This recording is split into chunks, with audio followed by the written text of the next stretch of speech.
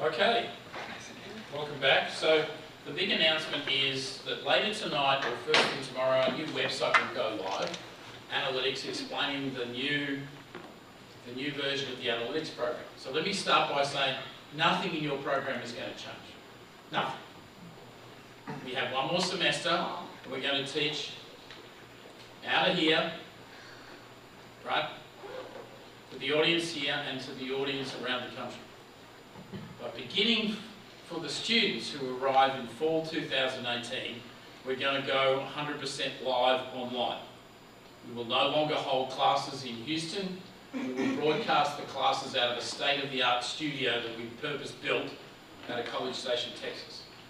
Wow. The new price will not be $50,000, it will be $65,000.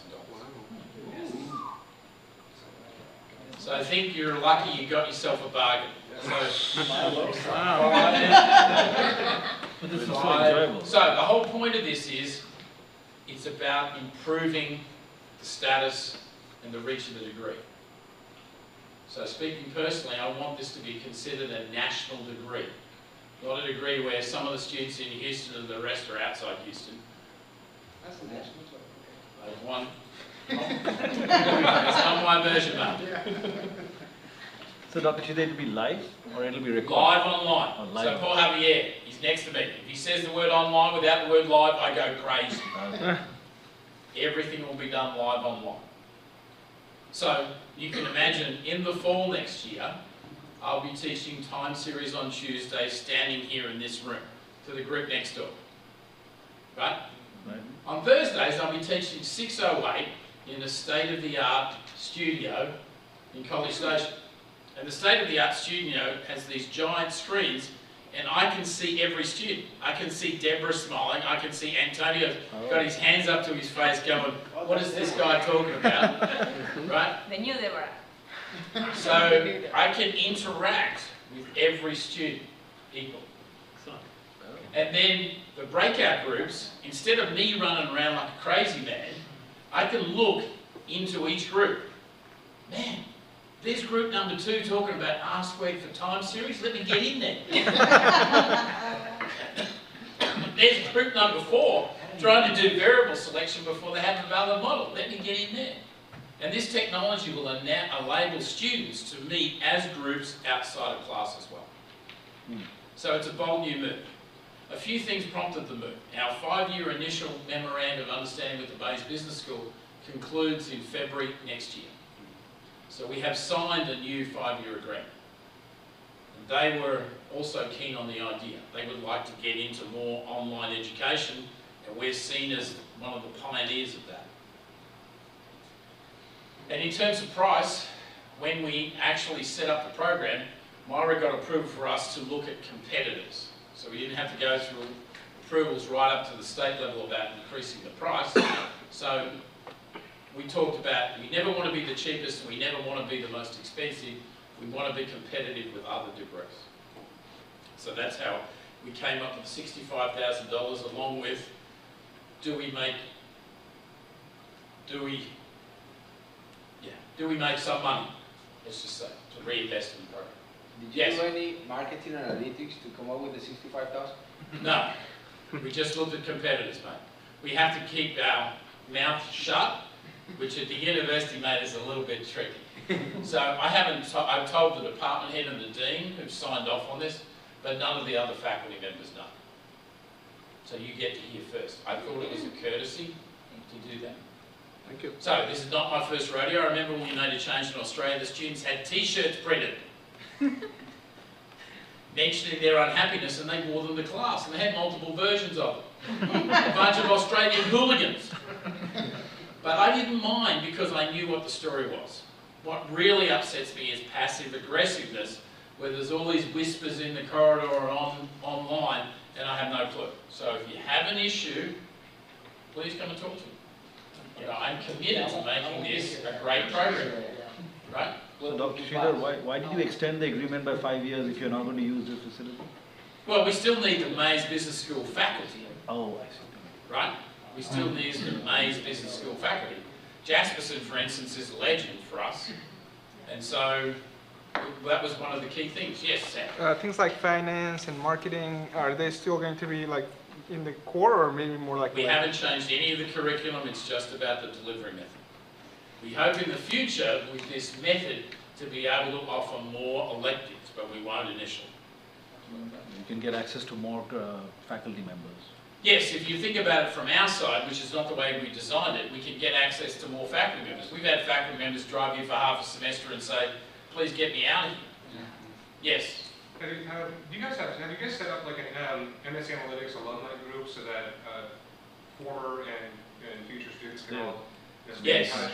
we do. And please don't be talking to them until I send out an email tomorrow. And I host a dinner every year in their honour. Yes. Are you thinking about accepting more students? No, it's a good point. 65 is the absolute limit. We want to be exclusive. There's only one me, right? Right? So no, we're not. We're absolutely not. We're seeking a class of 65. Yep. So as far as recruiting, like all the interviews are also going to be online or with? Yeah, we're going to show people the new setup when we interview. One of the #1 questions I got from students at a distance was, is this really two programs? Is this a program in Houston and a program around the country? And we lost a bunch of people that way. Office hours was a really big turning point for me. I think they've been fantastic. I've really enjoyed them. I think that you guys have enjoyed them. We've had great participation in both directions. Shows you can be done. There was only one student in the previous cohort that attended all classes in Houston. And I believe with this new technology, we'll make it even better for folks to join remote. We have a mid-program residential. So we have the start of program boot camp we've always had. We have the final one when people give their talks, their peer talks, and we have one in the middle, a residential where we want students to solve a real life case. Yeah. You don't have it with us. No, again, mate, nothing changes. You still get to pay the $50,000. Thank you. That's a good deal, isn't it? Yeah. Do we have one at the end? Yeah. So, if we want to stay involved after we graduate, as you do the SAS Day every year, could there be like a analytics day every year where we can see what new stuff is going on and project presentations and... So, Diego, I'd love us to be able to offer alumni update days. We did that in Sydney. Yeah. And one of the reasons, so let me say here publicly, we will do that. Got it. Because it takes a lot of my time to drive back and forth to Houston. Yeah. And if you take all of that time and put it into something else, I think it can be of more benefit to the students and the alums, right? Yes? So yes, we will have update days. Not sure when they're going to start, mate, but we're going to have update days. So Kim has just been incredible. You know, yeah. Well, everybody has. So, are you still going to offer orientation in either Houston or College Station? no, so we're going to do orientation here in Houston. We're thinking about having the graduation in College Station. We haven't decided where we're going to have the mid-program one. So, if we did a live case, and it was with the XYZ Corporation, whose headquarters were in Cincinnati, we might actually do the mid one in Cincinnati. But we won't in the first few cohorts. Right? So to summarise, I call it Analytics 6.0. It's the sixth cohort. It's really a major change. The curriculum's not changing, the professors are not changing, the material's not changing. We're just going live online. And poor Javier, when he says online without live, he really winds me up, and his office is next door. So, if you get asked about this, this is a live online program. Yes? How much are changes driven by feedback from employers or potential employers? That and students. So if you think the current cohort is doing Python in the first semester. So Jasperson's really good. On Thursday I'm teaching Bayesian approaches to regression for the first time to the first cohort. So we try and do something new every year. I do. Otherwise it gets stale. But to be honest, we haven't really found a great hole in the curriculum. We're always looking at what other people do. In fact, according to Javier, when he was building the website, people are starting to copy some of our phrases. Like, oh, that's great, mate. We'll just change them and get some new ones. And then what do they say in finance, as you'll hear next semester? What is the value of an asset? It's the expected future value with discounted cash flow, right? So I'm doing this, betting my future, all my chips, on the fact that this live online program is going to actually increase the value of the degree. A level shift. Yes, a level shift with an upslope. Thank you, Tatiana. And congrats. Thank you. Yeah, congrats. You can, you'll have to read my memoir to hear about some of the negotiations. I love difficult people, and I have a long memory. Cameron? One of the things I like best about this program is the networking live. What are you going to do to kind of promote that online? It's a little bit more difficult to sit here and BS with JT for an hour. Yeah, well, you're going to have to figure out how to do that online through this new networking system where you can both see each other on the screen. Yes, there will be some challenges. There's no free lunch, right? There's no free lunch.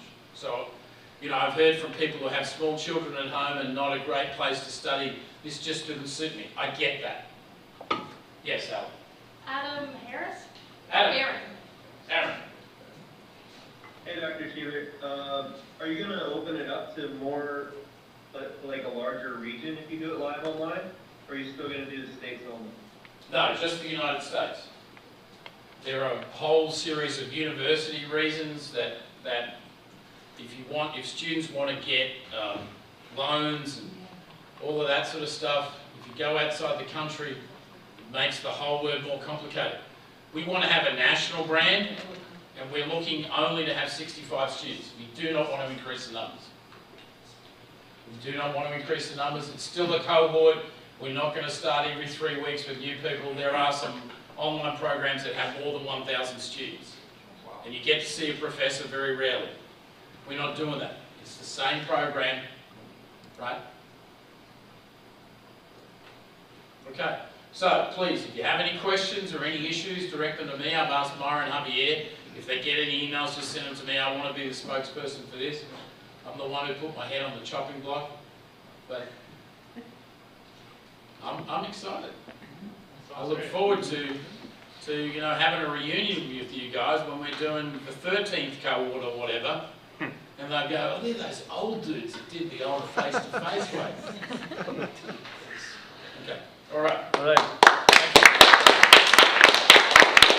So please, for your alumni buddies, let's just keep this on the QT till tomorrow until I get a chance to send them an email.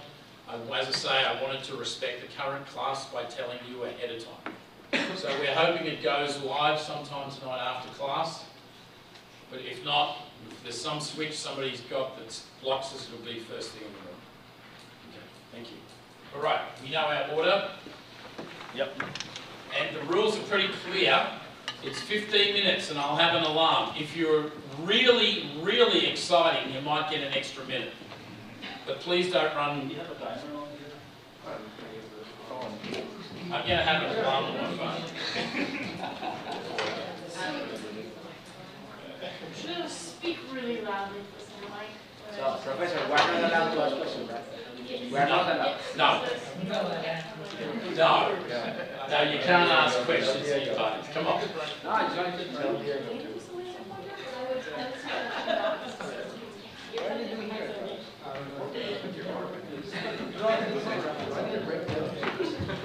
Somebody took my bag. No, Yeah, sorry,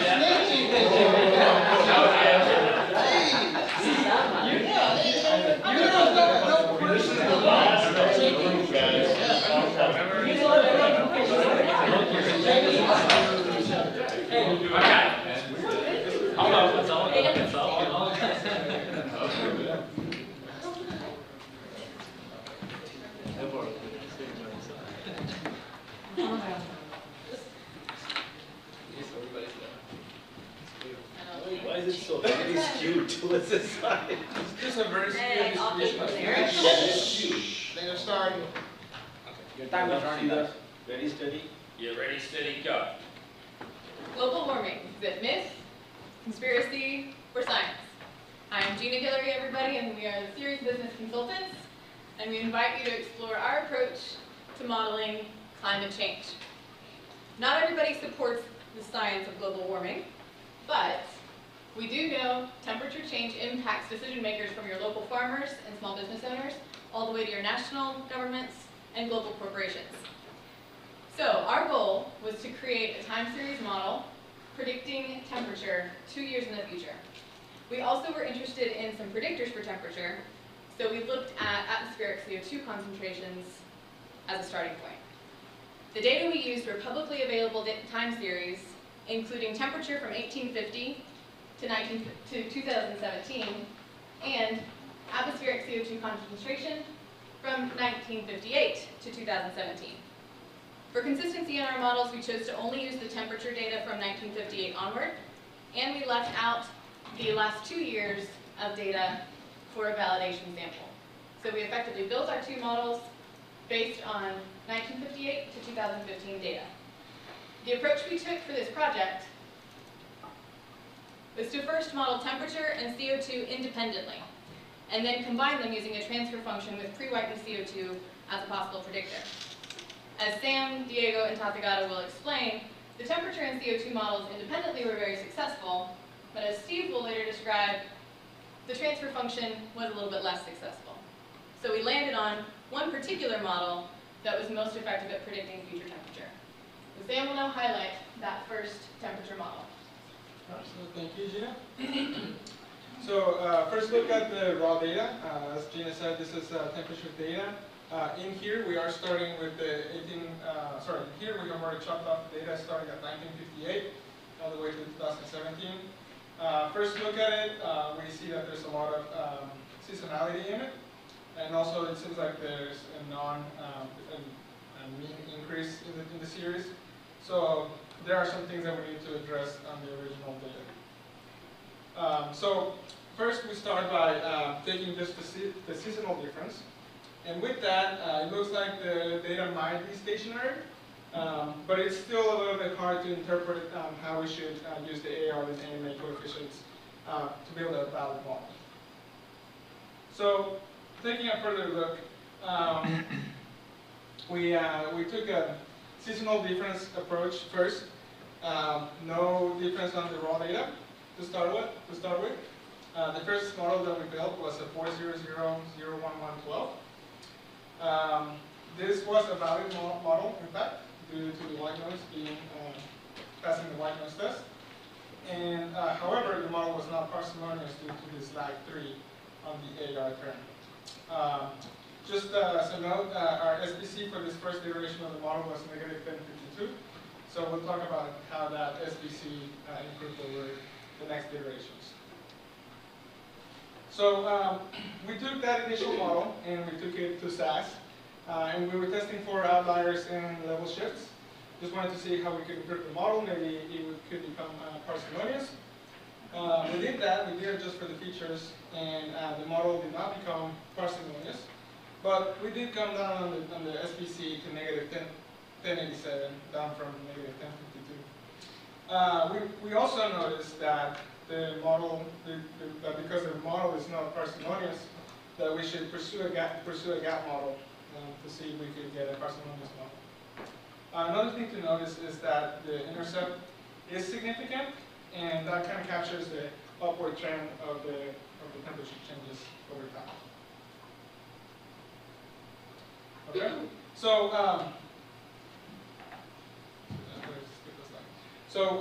having developed the gap model, we did drop the AR3 term, and we arrived at 20010040112, which is really just a 1 through 4 gap model.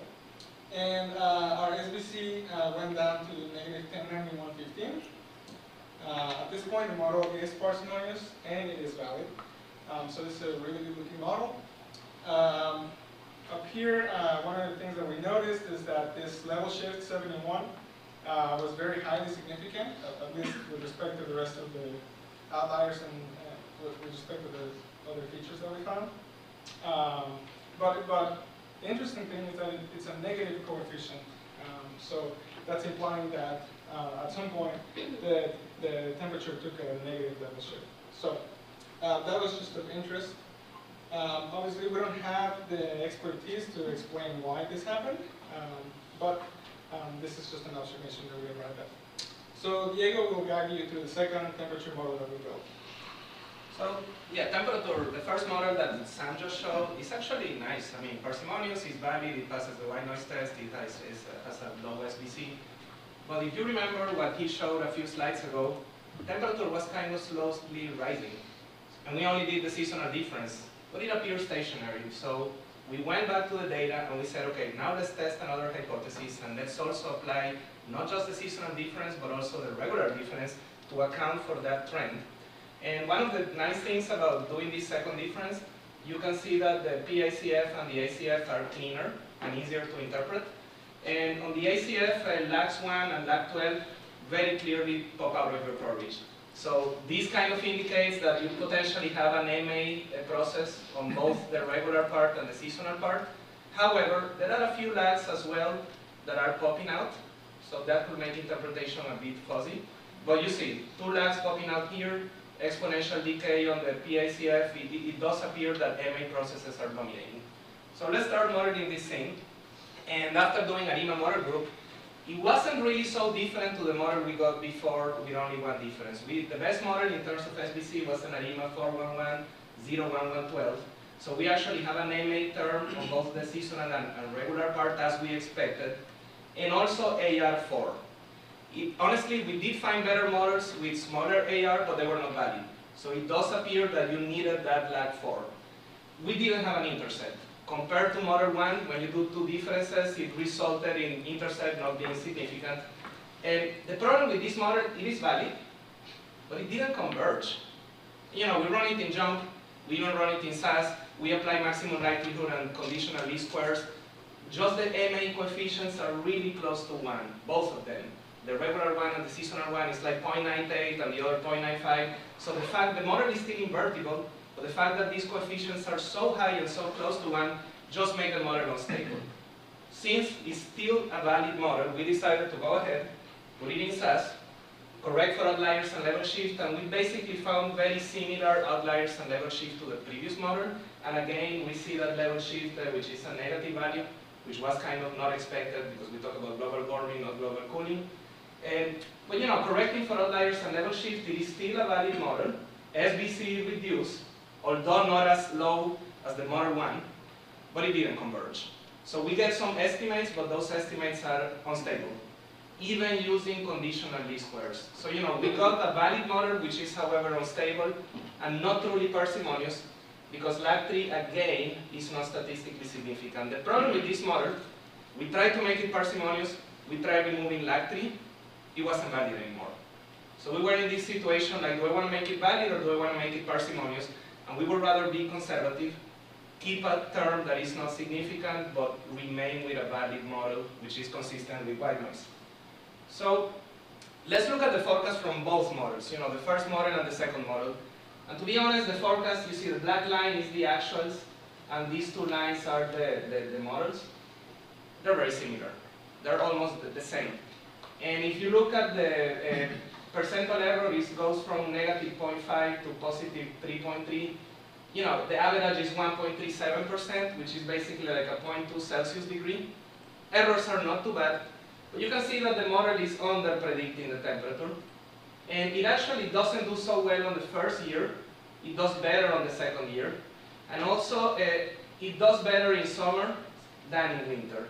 So this actually, we start speculating that potentially winter of 2015 was potentially warmer, maybe like an additive outlier, an unexpectedly warm season, but we don't know that. We will have to go back, redo the model, and test if that was really an outlier. This is just a hypothesis.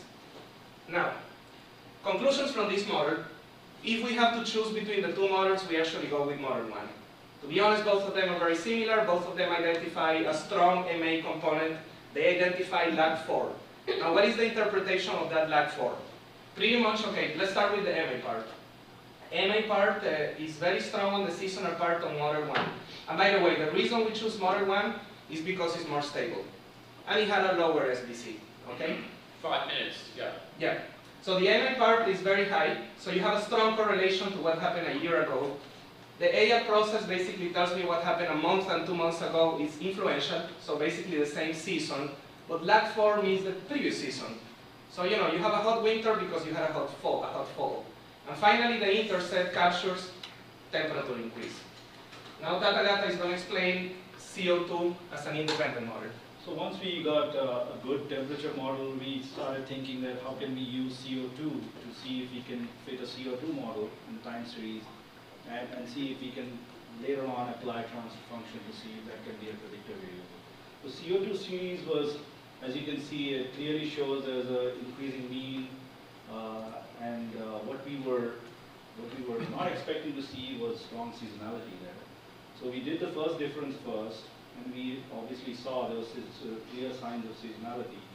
Then we did the second difference, and as you can see, we clearly saw that there was strong MA process there, the PACF decay.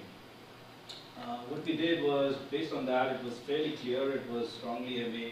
So we did our ARIMA 011011 model. We got a very good model, which is valid, parsimonious. There's no down, SBC was 325, and we tried, that was the best model we got. But what we tried to do later on was, sorry, we put it in SAS, we started identifying outliers and level shifts. We identified 5 level shifts.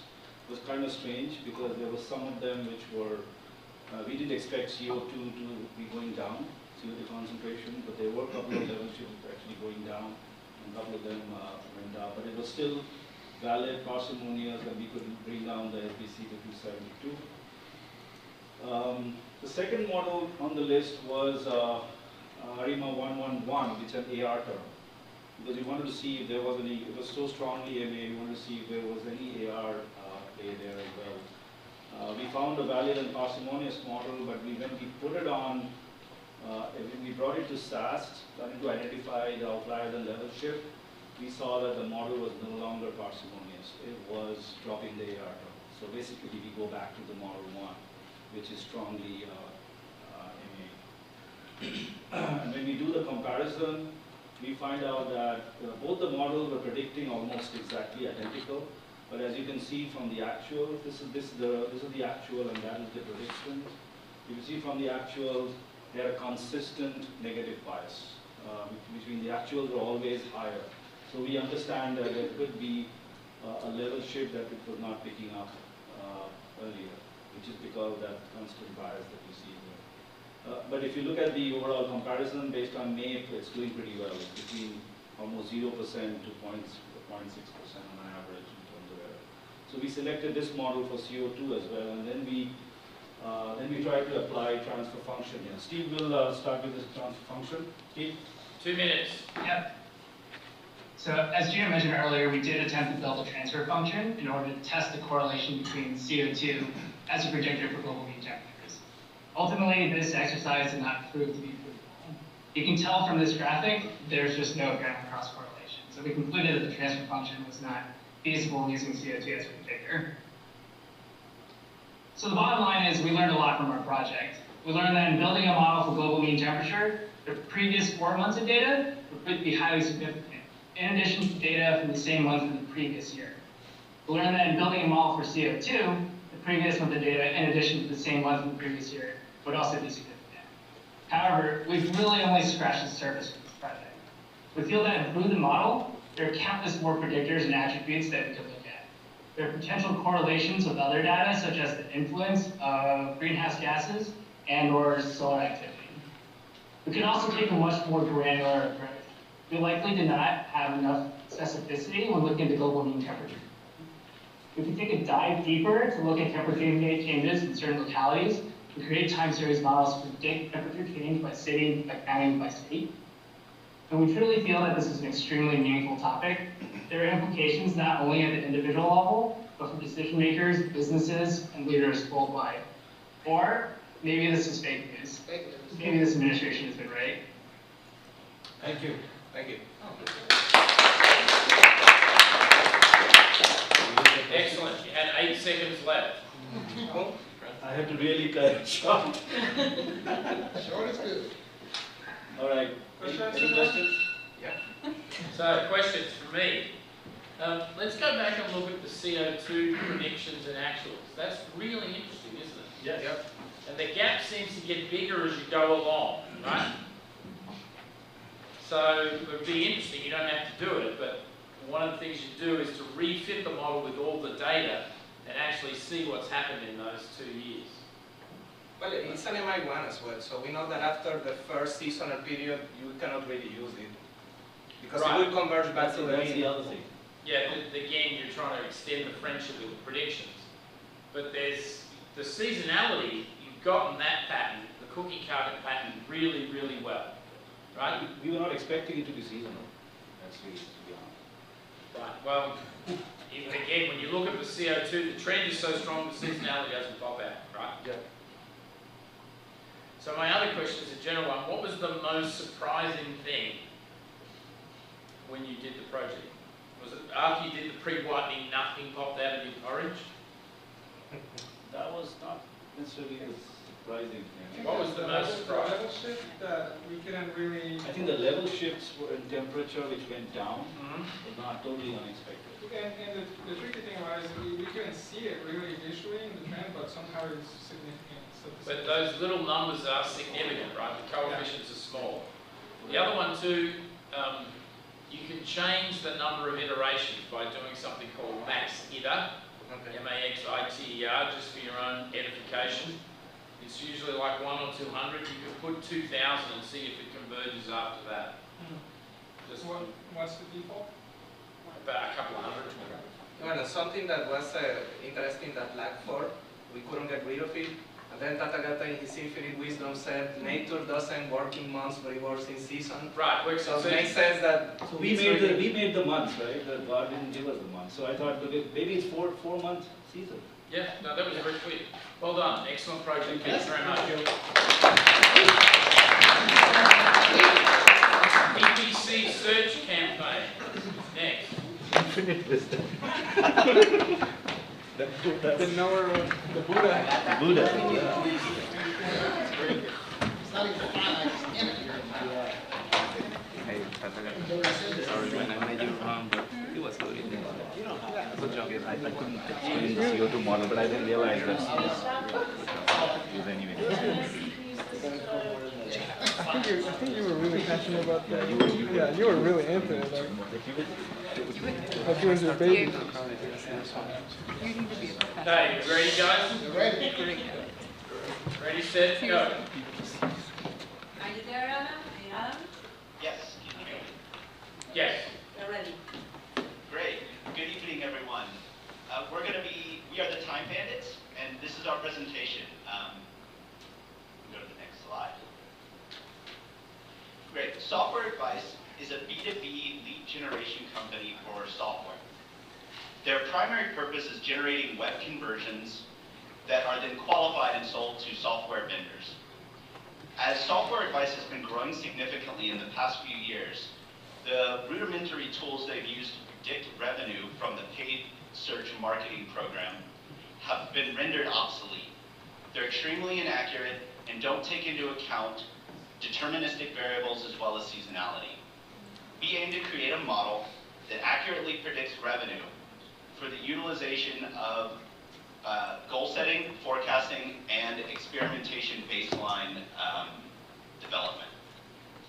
So our business questions on slide 2 that we aim to answer with this model is, will a model be able to produce accurate revenue that allows for paid search marketers to set a baseline to gauge the success rate of future initiatives, as well as are we able to better predict and forecast goals for bonus structure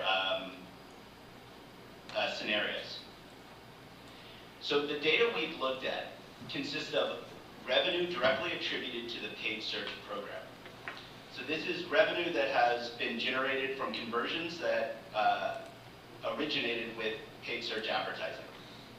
The data set we've looked at begins in the first week of 2011 and continues all the way up to the last week of August 2017. We have withheld the 4 weeks of September to gauge the success rate of the project. We have 6 variables that we've utilized here. Revenue is the target variable, but we've also looked at other data such as conversions, the number of goals that users have completed on the website, ad cost, how much we've actually spent on paid search marketing initiatives, qualifications and qualification rate, which these are the conversions that have been deemed valuable and we are able to sell to software vendors, and ad clicks. How many people have clicked on our ads? Each of these variables were set into a weekly time series that, as stated previously, begins on January 1 of 2011 up until this year. So the first thing we did in order to improve the time series model is to see which predictors we would use in order to enhance it. So we ran a linear regression with all the variables Deborah, can you speak up? Yes. So we ran a linear regression to see which were the possible predictors that we would use on a future transfer model. So after running, we got that the RPQ, qualifications, ad cost were the most important.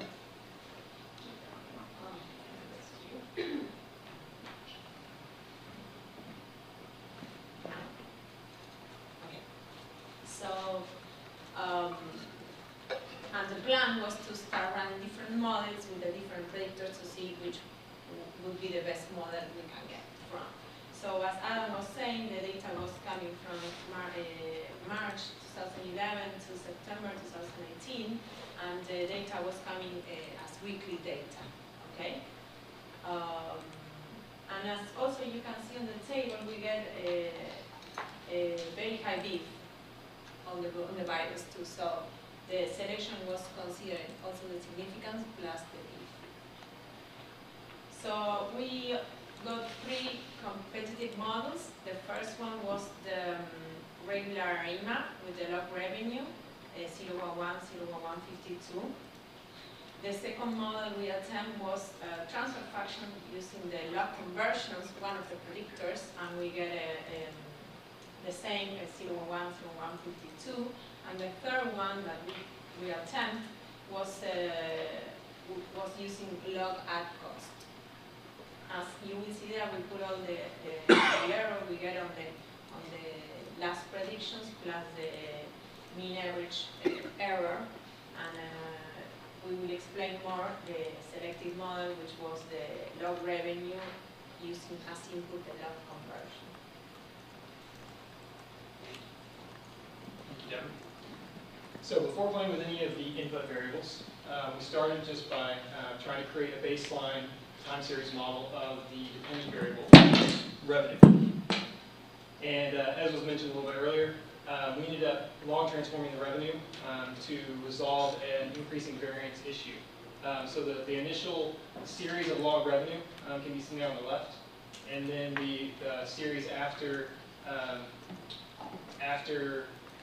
differencing for stationary can be seen on the right. So we did both seasonal and non-seasonal differencing to make the model stationary, and then ended up looking at the PACF and the ACF plots and using the Croc-Riemann model, or the Riemann model group, to determine that the ideal model is a Riemann 011, 011 over the 52 weeks. And that came out to the model you see here. We identified several additive outliers and level shifts. You can see that the model itself is valid. We've got the white noise plot does look like white noise. Comes out with SBC negative 300.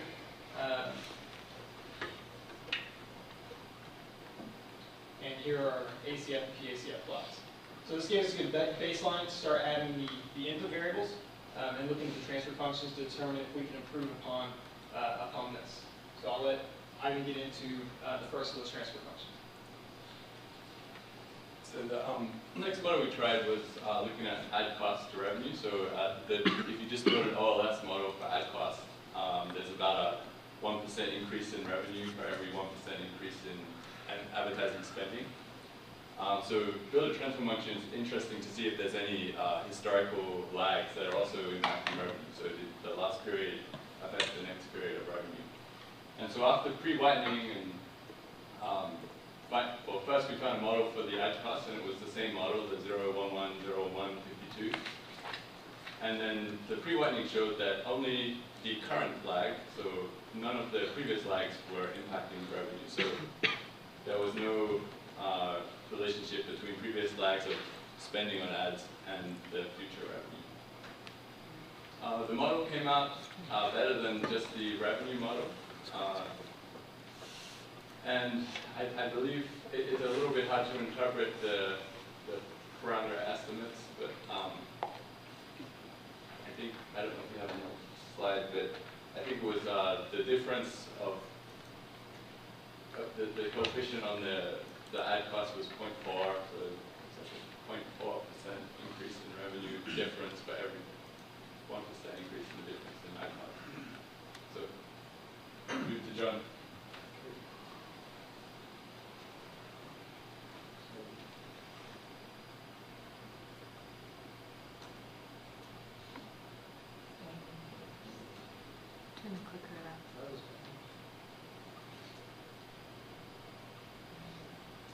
So the next model we tried, we went through, chose all the variables and put them on a linear regression plot, looked at this. Some are subset numbers. Conversions is a subset of impressions. Impressions is clicking the ad.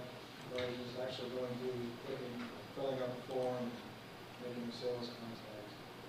So in this model, RPQ conversions were the most relevant, and notice this, RPQ is the rate of qualifications that they describe as it. So that's guaranteed money come in, conversions is looking at people in the place they cut out. So let's look at the original time series. So you see a really big spike, which observation was turned up to be 2015 on the 17th. They accidentally let the something was setting in Google go over, so they lost their money that period. But looking at the lags is almost identical to the log revenue model. Didn't really get anything on the PDC ad, but really a lag 1 or lag 2 on the ACF. Turned out to be the exact same model. The rest of the SPC is the worst SPC. So trying a transfer function with the conversions, and I went through countless models and I tried 2 inputs and different combinations. Conversions turned out to be the best one. It was surprising though that there was no significant lags in whitening, but it improved the model. It improved, lowered the error rate, improved our predictions for the last 4 weeks of the time series, and had the lowest overall error rate percentage. So this is the transfer functions and residuals. So there's the out of outliers, model shifts that we counted for.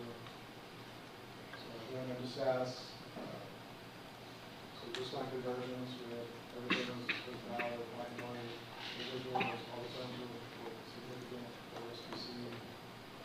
Adding that to revenue, all the terms are significant. SPC negative 449, constant residuals, white noise test, accurate.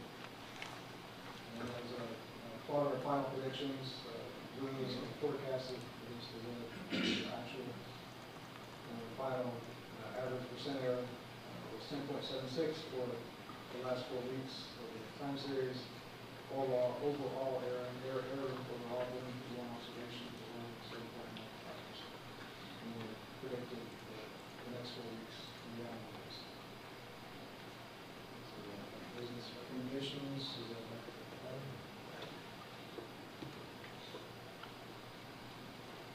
Adam, you still with us? I apologize, I was on mute. So based on our analysis of our final model, we're able to make several concrete business recommendations.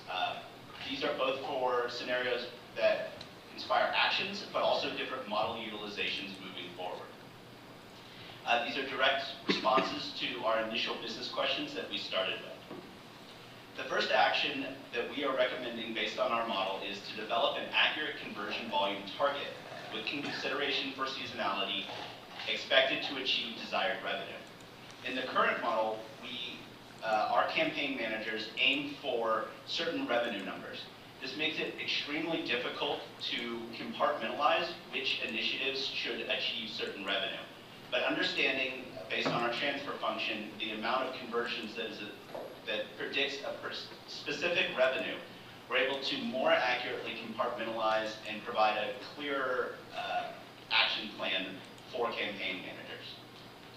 We are also recommending for each time a new initiative is taken by the paid search marketing team to create a baseline revenue expectation based on the model for what should be expected from our upcoming revenue. This allows us to more accurately discern the effects of any new initiatives, whether or not they had a success and exceeded predictions, or if the new initiative possibly even limited potential revenue. The final action is using the model to create realistic revenue forecasts that achieve internal growth goals. By understanding what is expected of the revenue based on seasonal trends as well as current conversion volume, we're able to apply percentage growth to that to achieve our internal growth. This benefit is primarily in the form that the forecasts become more realistic based on seasonal trends.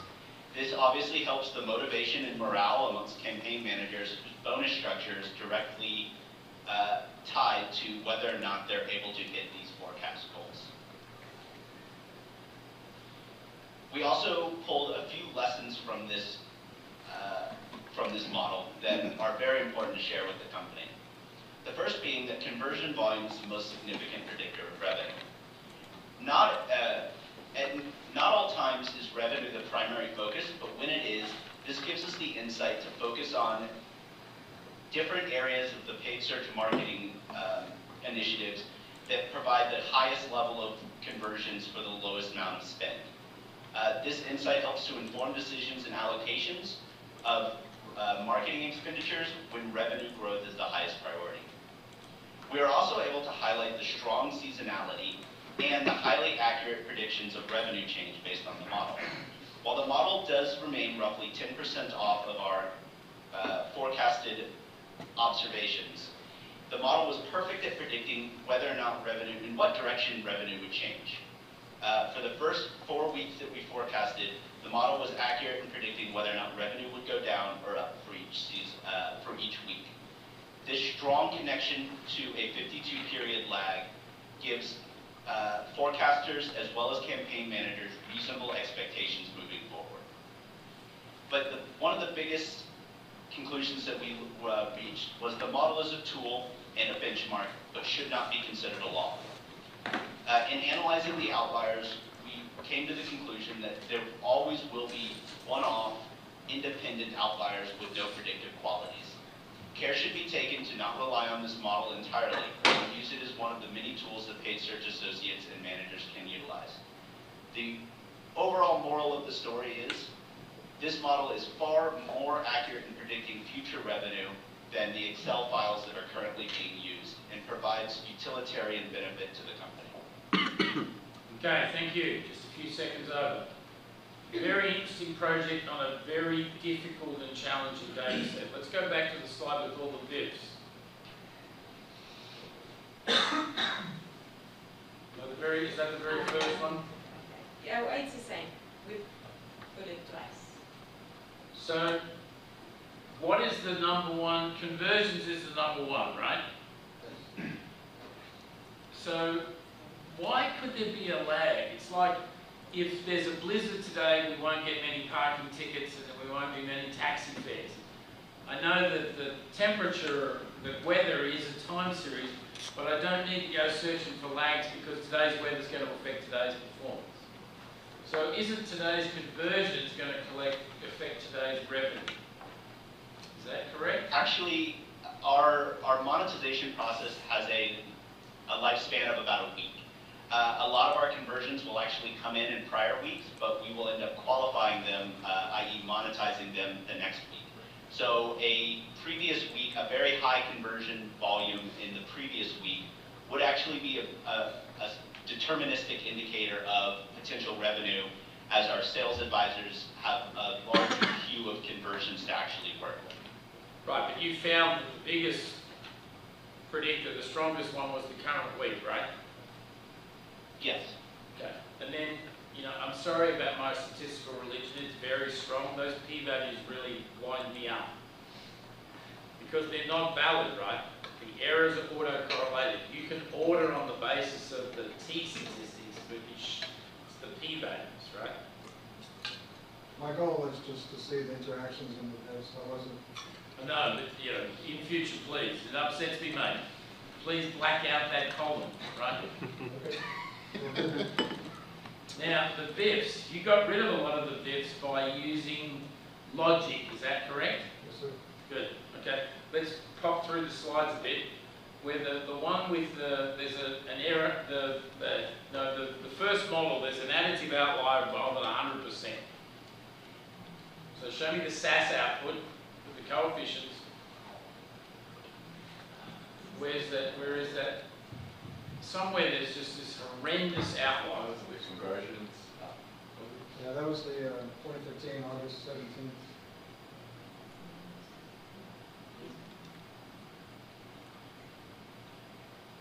Okay, and then when we get to the last, let's go to the how well you did with the percentage errors. You did really well for 1 week, right? It's like my horse racing scheme when I was a kid.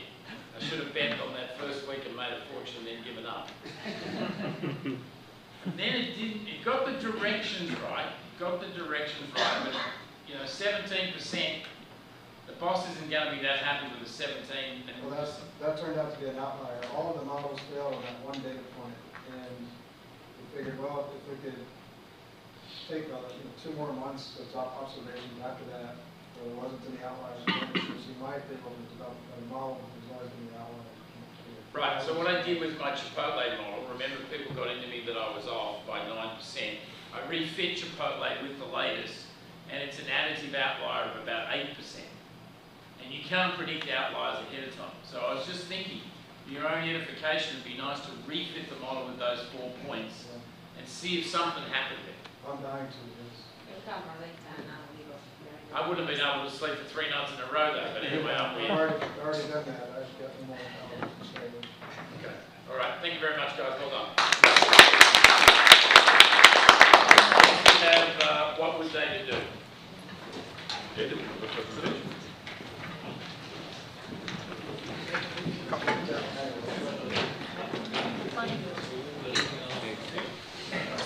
That'd be right.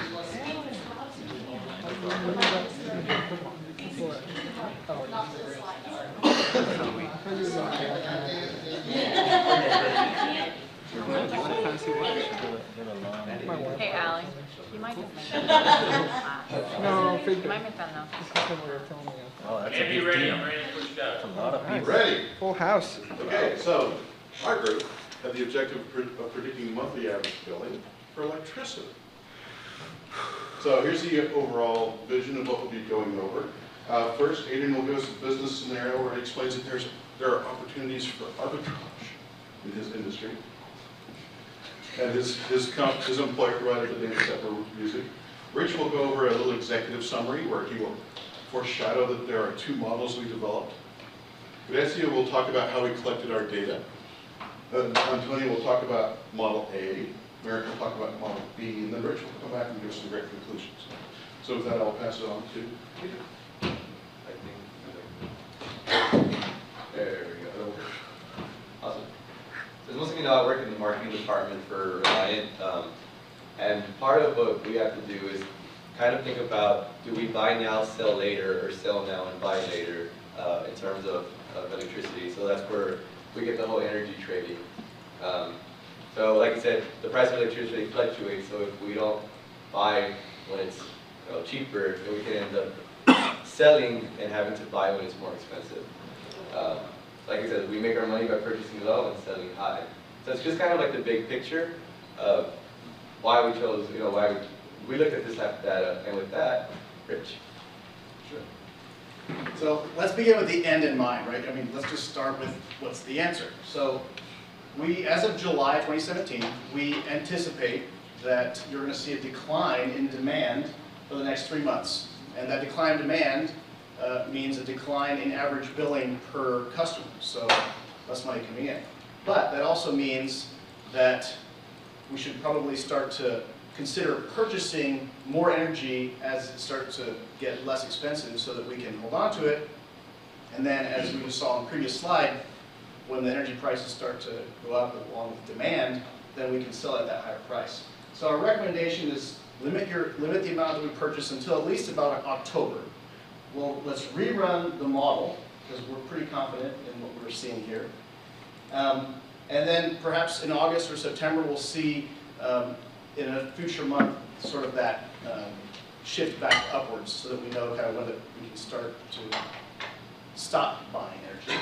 So with that, let's go ahead and take a look at the data, and I'll pass it to Gessa who will do that. But I'll just read that with you. Well, hello. First of all, I want to say thank you to Reliant, an energy company, for providing the data for our project. Yeah, that was Sorry. In any case, there's two major components that we looked at when we were building our data set to come up with our model. The first one is going to be actual billables, which were provided by Reliant, and the second part is, yes, people, the Texas weather. So with that being said, the first thing that we did was we were given access to the Texas market, and we wanted to narrow that down because that included not only residential customers but also small businesses, and there was a lot of variance in the amounts when you looked at both. So we decided to focus solely on the residential customers for the Houston area, which is provided by CenterPoint. With that being said, when we plotted that time series for that, we found non-constant mean and obvious seasonality. Both problems which were addressed by adding a first period and 12 period difference in this period perspective. Then we have the weather. So we got actual data from NOAA, and what we ended up getting were max and mins for the daily temperatures, and we came up with monthly averages for that to match our billing format. And this will come into play when we talk about our model B. So to get us started with our model A, I'll pass it on to Antonio. Thank you, Okay, as Grace previously showed us, we had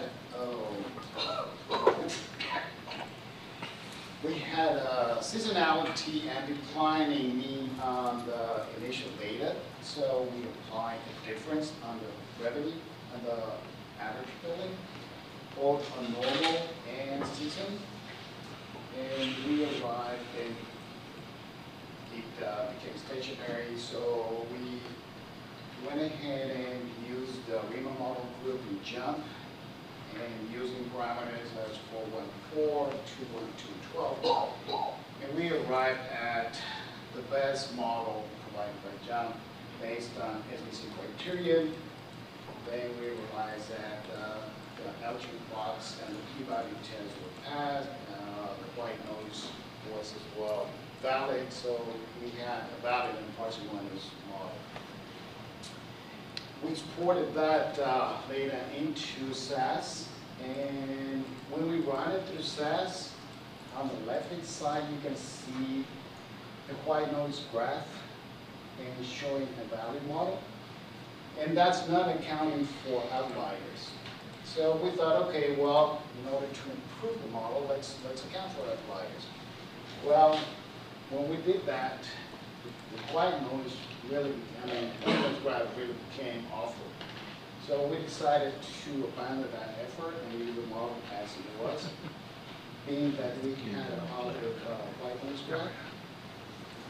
So, and the residuals as well were showing a valid model. We left it as such. We forecasted our average billing for the months of August, September, and October. For the first 2 months, the margin of error was very low. It was within 1.5%.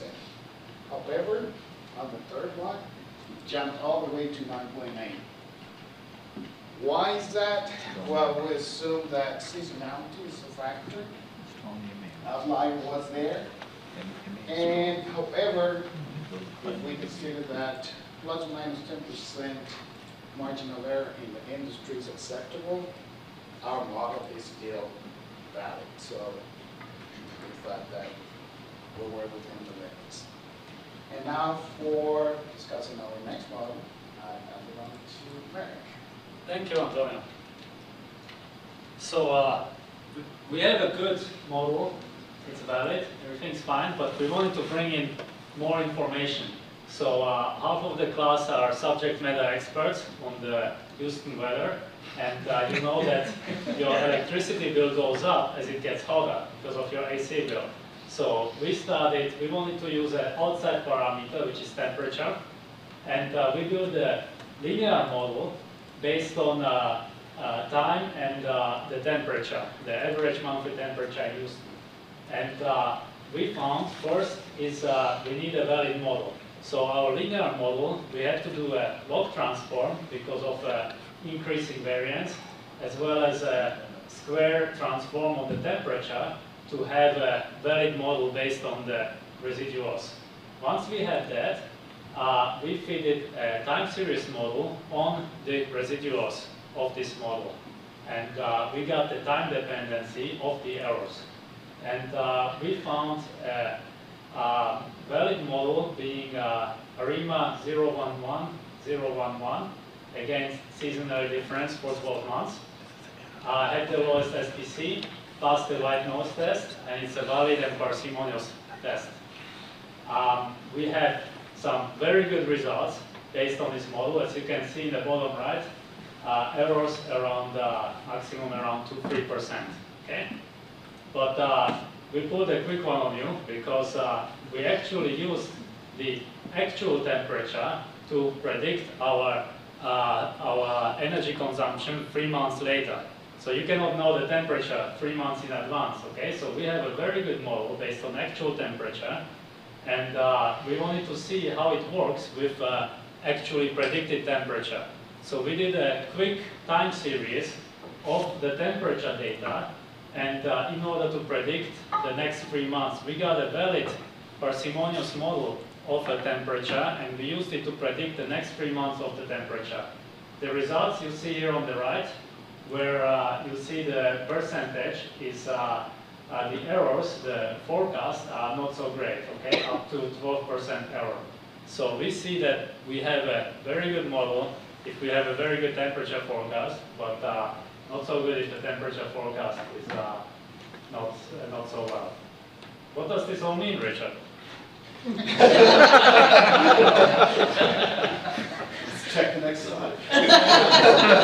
So you've seen now two models, but really three models, right? So the first model, we're calling Model A, performed kind of okay, calling it better. And that's based on just a simple time series. So it's using the billings from before to predict the future, right? The first part of this semester. Then we have Model B, which we have B sub 1 and B sub 2. B1 is based on the actual temperatures. So as Merrick said, that's kind of impossible to say, all right, well, in December it's going to be this average temperature when maybe you haven't actually completed the month yet, right? So that's where we came up with Model B sub 2, which is now predicting it, and you saw how that deteriorated. So although Model B1 performed fantastic, it relies on that actual temperature data. So we plug in predicted numbers, and it just kind of, I wouldn't say falls flat on its face, but it does fall. And then finally, the Model A is not without its weaknesses either, because one, you saw those level shifts and outliers that we didn't account for because we got a better model by not doing so. But that could then pose a threat going forward because we didn't take those into account. So it could invalidate that model in future periods.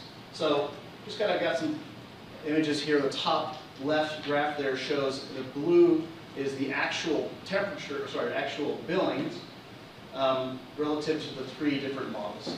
And so there, B1 in green performs great, as we said. And then model A is kind of does well in the first 2 periods and then all of a sudden drops off. Probably an outlier. And then B2, not so great at all. So we still think that this is good in the sense that our recommendation still holds water. We still believe that you should start to limit the amount of energy that you purchase until you start to see that increase, that forecasted increase. But the big takeaway, the kicker here, in the blue box at the bottom, is if you cannot get an accurate prediction of the weather, which I still haven't met a weatherman that can, unless you're in Southern California or Hawaii, you're just not going to get a perfect model. So that's our story. We're sticking to it. Thank you. 2 minutes early, well done. So let's go back and have a look at the model with the regression model time series errors.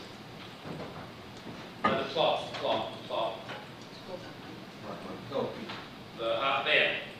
So if you look at row 2, column 1, right? You see the quadratic shape,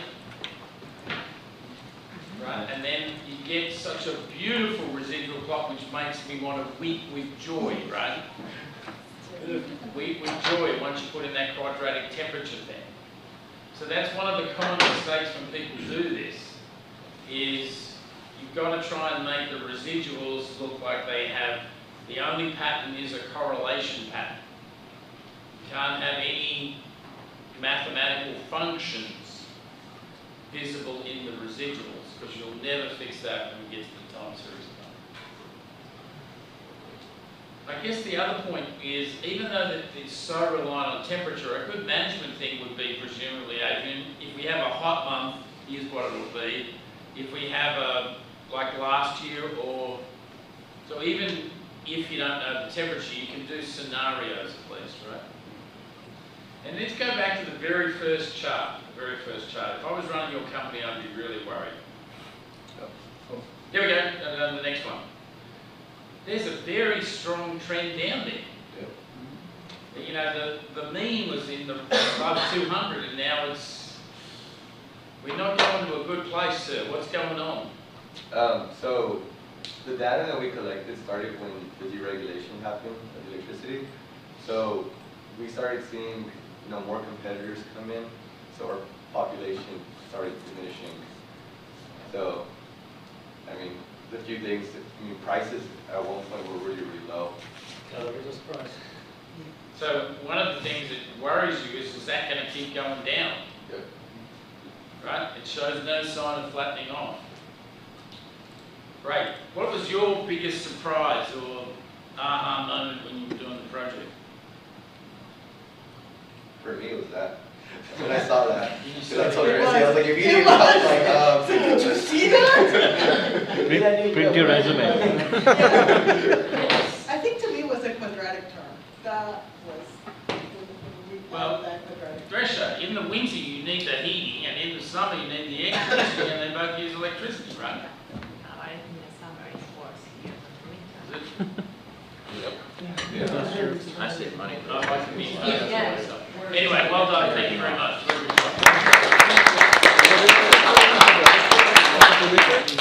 They put temperature square? We'll recount predictions next time.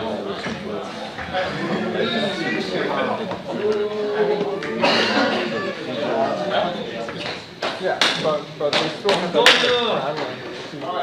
Thank you guys. I want to know. Which term they put? Mine. Did they talk about it? Whether it's unpredictable. As you don't You guys ready? Give me a Jim? Yeah. Okay, let's start. Okay, say go. Howdy, we are STAT626 Strong, and today we are going to talk to you about our project for predicting the average number of oil rigs that are active in a month.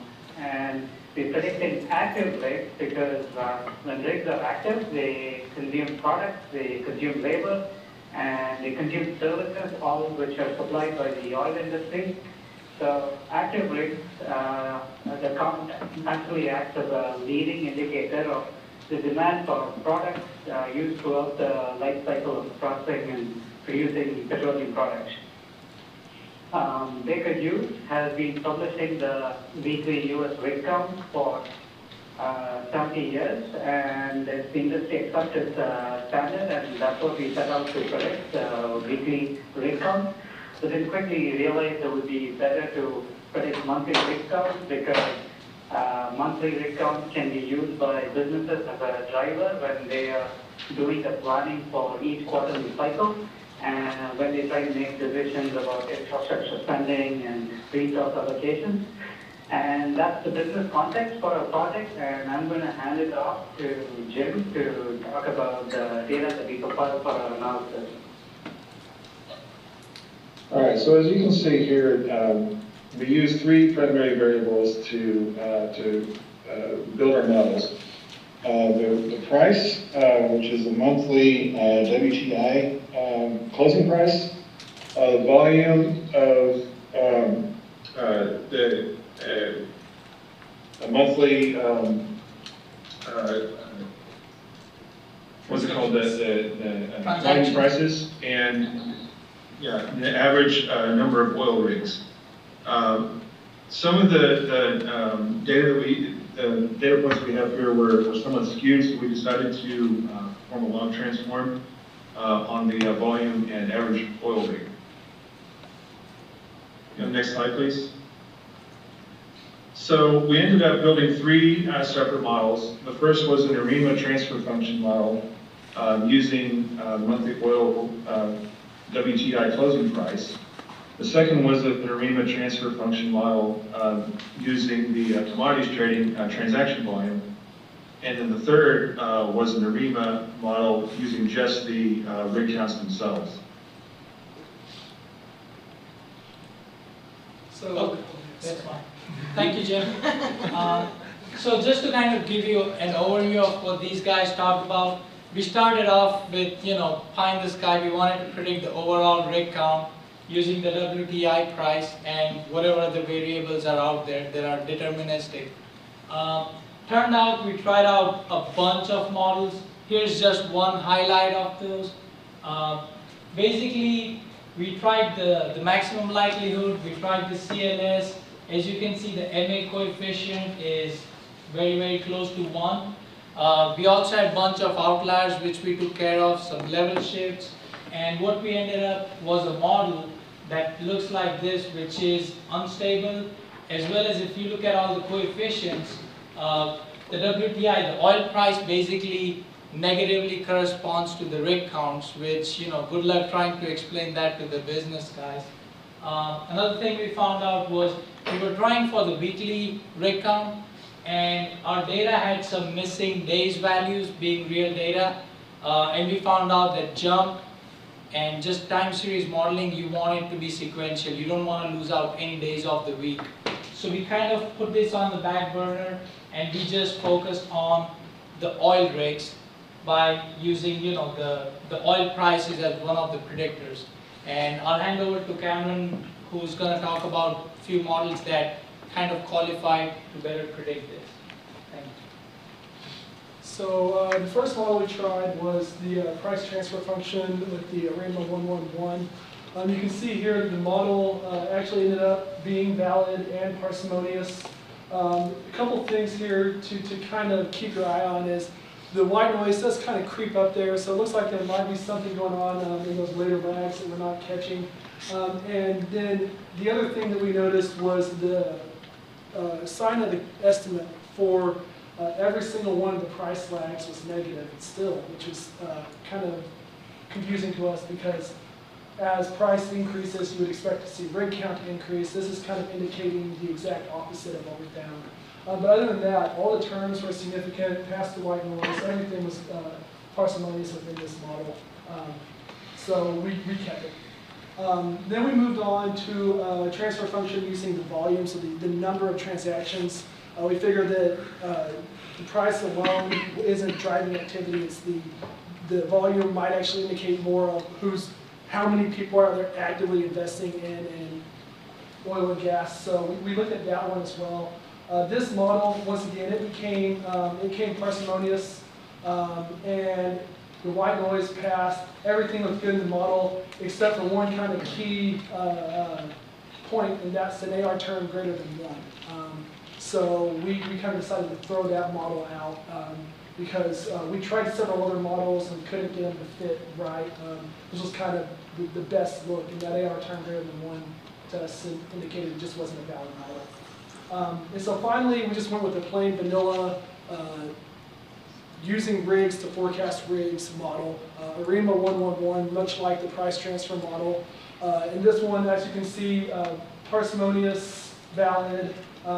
Things to kind of be a little bit concerned here is just the number of outliers and level shifts we found. We only had about 177 data points, and we were 17 outliers, so it's creeping up there in the number of outliers. So that was a little bit concerning, but it wasn't too big, and it passed the white noise. So we considered it a valid model and kept it. So here we'll start looking at, we'll focus in on Model 1 and Model 3 of Model 1 being the price, Model 3 being the rigs. So this is a box plot of the residuals. So we see that Model 3, the rigs, is a little bit tighter than Model 1 being the price, meaning that the predictions are much closer. Also something to note is SBC. So for rigs, we see that SBC is 1515, and then for price, it's 1496. So we don't feel that this is comparing apples to apples because of the number of observations, the data sets or in the data are different. So this is, I guess, a valid way to compare SBC between the two models. So this is our prediction curve. To zoom in a bit, so this gray line is the average of actuals. The green line is Model 3, which is using rigs to predict. And then you see the blue line is the price using WTI to predict. So based on this, Model 3 using rigs comes closer to the actuals than any of the other two. All right, and to wrap all this up, we'll put a bow around this. I don't think I'm going to need to flip anymore. So what do we do? So what's our conclusions? How do we move forward? What's the reason for doing this? Other than the fact that it's a class exercise that's required for us in order to graduate. So here is actually what starts to happen. Both models 1 and 3 are both valid models. The models actually perform well when they're forecasting 3 months out in advance, which actually works out kind of nicely for us, based on how the volatility of price and things of that sort. Now, as Travis pointed out, Model 1 actually had the lowest SBC for us. And the other thing that it did is Model 1 also adjusted, because it was a price model, it adjusted to the fluctuation in price. Now, it's great that it would have that movement that you would think. The downfall of that is it takes time to move a rig, set a rig up, and start a rig producing. And tomorrow, if the price of a barrel of oil was cut in half, I'm not shutting down half my rigs, I'm not moving half my rigs, so it takes a little bit of time. And so in that particular case, it's like, well, we really aren't going to be that responsive to the price, and so the rig count was going to be a more natural. So even though I had a slightly higher SBC, that for business reasons, that was the model we chose to go with. As a result of that, it actually turned out to have the lowest error prediction rate when we forecasted over the remaining 3 months. So as a result of what we plan to do would be to use Model 3. Now, Model 2, which is not a valid model, and one thing we've learned in this class is models invalid, cut your losses. You're cutting my money. You're just cutting mine. And so that we did. However, if we had a little bit more time to do this, because as Dr. Shiga would say, we purchased coach tickets on this plane, so you're not going to get first-class treatment. But in any event, even with that, we would do some interaction terms between our price and our actual volume, so to see if we can do something about those negative trends between price and the number of rig counts. Right? That's it.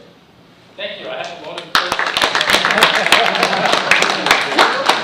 Back to the first transfer function model, please.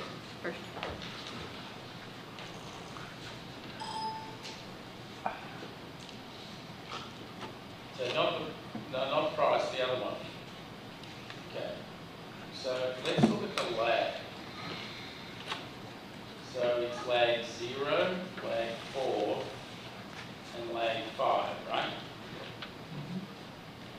Lag 0 is not significant.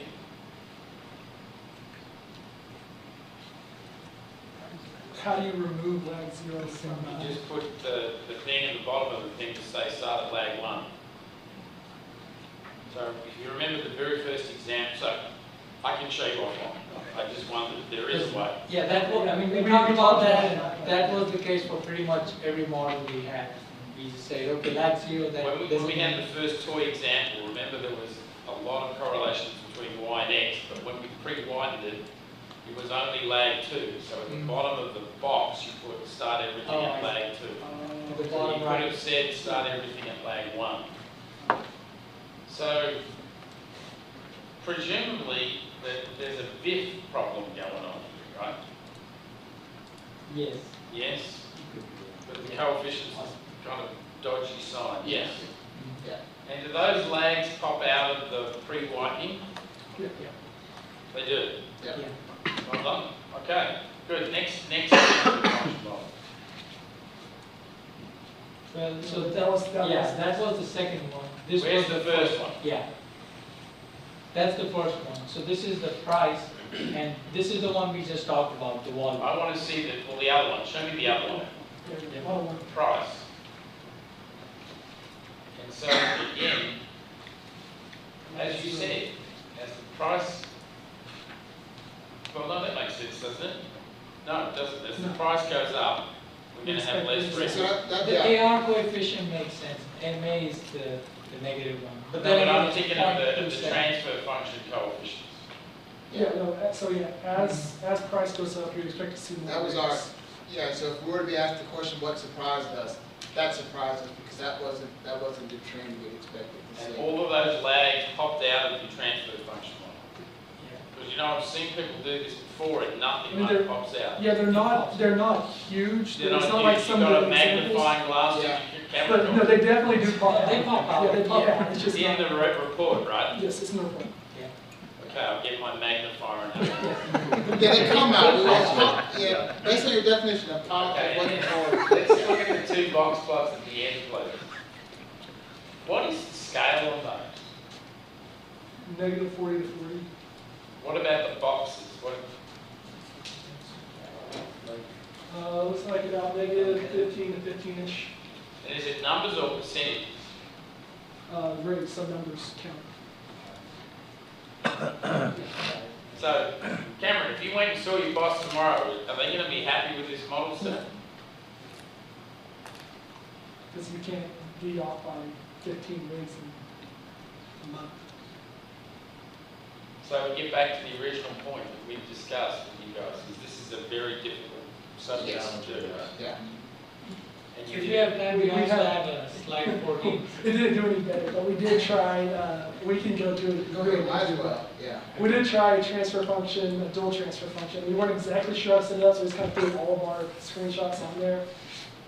It's okay, let's, you've done a good job with it. I'll stop there. So you know how I get that down? As the judge says in Australia, we're in know a good how- place, don't say anything else. Thank you very much. Take the waiters and waiters. All right, we have the candy sales at Target coming up next.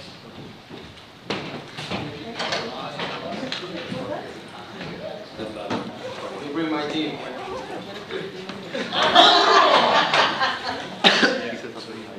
Sorry, already my team.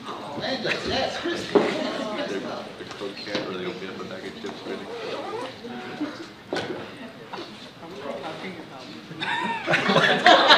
Here we are. My God, there's so many.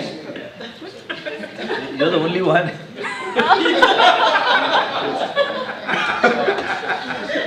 Michael, are you on? Should have gone to Aruba, man. Michael, are you there? Mike? Yes, can you hear me? Yes. Okay. Go ahead, Mission. Ready. Go, Mike. Howdy. Our project focuses on sales data from the Canadian Department of Target. For the most part, the ideal inventory situation would be to have the supply match or slightly exceed the demand. Put another way, there should be sufficient inventory on hand to sell to your customers. The goal is to forecast sales levels and to order appropriate amounts of inventory to meet the sales. There are a few outcomes of this. Supply exceeds demand, supply equals demand, or supply is less than demand. And then there's also pros and cons associated with each one of these. If the supply is greater than demand, then we are maximizing sales, but the con is that we're open to markdowns and clearance, which lowers the profitability margin. Supply perfectly equals demand. We are maximizing sales, but one of the major cons would be that you fail to maintain a strong visual presentation because you're going to be having empty shelves for your guests. And then lastly, supply is less than demand. While this would be good because it's going to maximize your profitability margin, you did not maximize sales, and you ultimately might have disappointed the guests that came looking for a certain object or item to buy and then couldn't have it at the time. So the purpose of our project is to forecast multiple weeks out that will allow sufficient time for the product to flow from the manufacturer through the distribution centers and then to local stores in time to meet demand. Robbie? The data received was ordered by week and year and is based on the Sunday of each sales week. The noted variables are time and date, and the response variable is sales in dollars. We modeled each variable as single variable time series, which confirmed our suspicion of seasonality with the data, as you can notice from the varying peaks from year to year. Each peak within a year represents a holiday such as Valentine's Day, Easter, Halloween, and Christmas, all of which are candy-centric holidays. Easter posed the most significant challenge for us because Easter falls on the first Sunday after the first full moon of spring, which in the past has fallen between March 22nd to as late as April 25th. To compensate for this range, we included dummy variables to reflect the weeks leading up to and containing Easter each of the data years.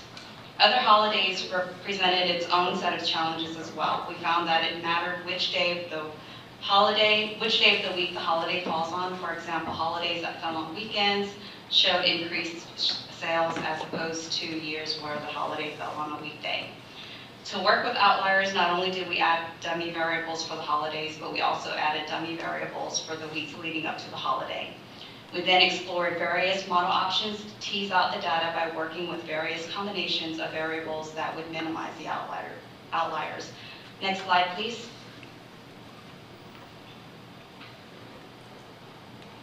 We used standard linear regression using stepwise variable selection and focused on building a model that was parsimonious with predictive power and significant variable outcomes. We then compressed the model by transforming sales to log sales to have a better model. In the end, all of the selected variables affected sales no more or less than 5%. Carter? So as Robin discussed, because of the complexity of modeling a time series data set that's both seasonal and has growing holidays, and not knowing what was going to manage those effects best, we actually tried a few different ways of defining the weeks and the holidays, all with the goal of producing a regression that captured the effects of the outliers and resulted in as few remaining outliers as possible. So in this process, we actually took our models from 10% or higher outliers to about 5 or 6% consistently, which is a huge improvement, and given what we were kind of working with, shows that we've about done all we can with that. So going into a little more detail about the variables we used, we started with week number so that we could kind of see how different weeks corresponded throughout the year. It's that seasonality in there. Then we expanded out to look at years on a bigger basis. We really noticed in particular that 2017 was consistently trending lower than other years. And then finally we flagged the holidays that Robin noted, with looking at not only the day of the holiday, but the weeks around it. When a holiday occurred on a Sunday, because that is the first day of our sales week, we actually bumped the holiday flag back to the week before, particularly when we were looking at store closure holidays, like Easter and Christmas, when Target's just not open. We actually found in those cases that the peak shopping around that event consistently fell the week prior for these events, obviously. We also attempted to account for how sales are affected by holidays falling on other days of the week as well. So ideally, this would involve adding a dummy variable for end of week, and beginning of next week that corresponds with each holiday individually. But because we were working with just 3 years of data, when we tried to parse it out that much, we actually did more harm than good in our models. So we backed up, assumed that the day of the week effect would be similar across all the holidays, and used the same dummy variables for each of those cases. Adam is going to go further into the regression model that we selected based on those variables. All right. So we're basically looking at building best regression model possible with all the dummy flags. And so we used stepwise forward and backwards selection processes to kind of reduce the number of variables and dummy flags that we had. In doing so, we actually arrived at models that had pretty high VIFs, and so we had to still, despite the variable selection, kind of manage the VIFs. Once we did that, kind of applying judgment to remove certain variables, got to a model that was more or less parsimonious and valid. With obviously the most significant variables being kind of the peak holidays and you know, timing in terms of, you know, when the holiday was or where it fell in the week. So then we looked at essentially the residuals for the time series there, and saw that just looking at straight at the residuals, they were pretty close to stationary, but there's still a little bit of autocorrelation there. And then we tried to difference it to see if we could get it more constant. And what we saw, we definitely get it constant, and that looked like probably an MA process. Between the two, we essentially ran the REMA model group to determine kind of the best potential model suite. As you can see from this, essentially the top model essentially popped out as either AR or MA. The actual REMA models were pretty low in the process, pretty far down. So we tried multiple of these and kind of landed with a couple that did the best. Several of these kind of at the AR2 and the MA2 were kind of our best, but some of the other ones turned out to be not valid or didn't even converge at all. Next slide. So we ran first with the AR2. We do get a valid model, although there are a few terms that were not significant, so it wasn't parsimonious. We had an SVC of negative 533, so essentially went a step further to see if we could remove the variables that were not statistically significant. And we found that we still maintained a valid model that was then parsimonious. And then looking at the predictors, you know, all the predictors that we had in the model were significant, as well as kind of moved the needle in terms of like sales impacts for candy. So kind of at a minimum, we had kind of a plus or minus at least a 5% kind of a shift in sales. And then obviously at the high range, we were up at, you know, 500% kind of increase in sales. Since these are dummy variables, this is like either on or off. So the week before Easter, we effectively had, you know, about 500% lift in sales. So this effectively, you know, this model essentially, the last thing I'd say is it showed removing the variables also can improve the SBC slightly. So, you know, we ran with this as our kind of final AR2 model. Okay, so I'm going to talk about the MA2 model, which is our second model that we tried. As Aaron mentioned before, out of our REMA model group, we found that AR2 was the best one at the moment, and then MA2 was the second one. However, we're going to see what happened after we remove our layers here, and we took this to SAS. So, as you can see here in the results, as expected, all the parameters that were coming from the linear regression models are very, very similar. They should be almost the same. But then we have the MA1 and 2 terms that are included here are also significant.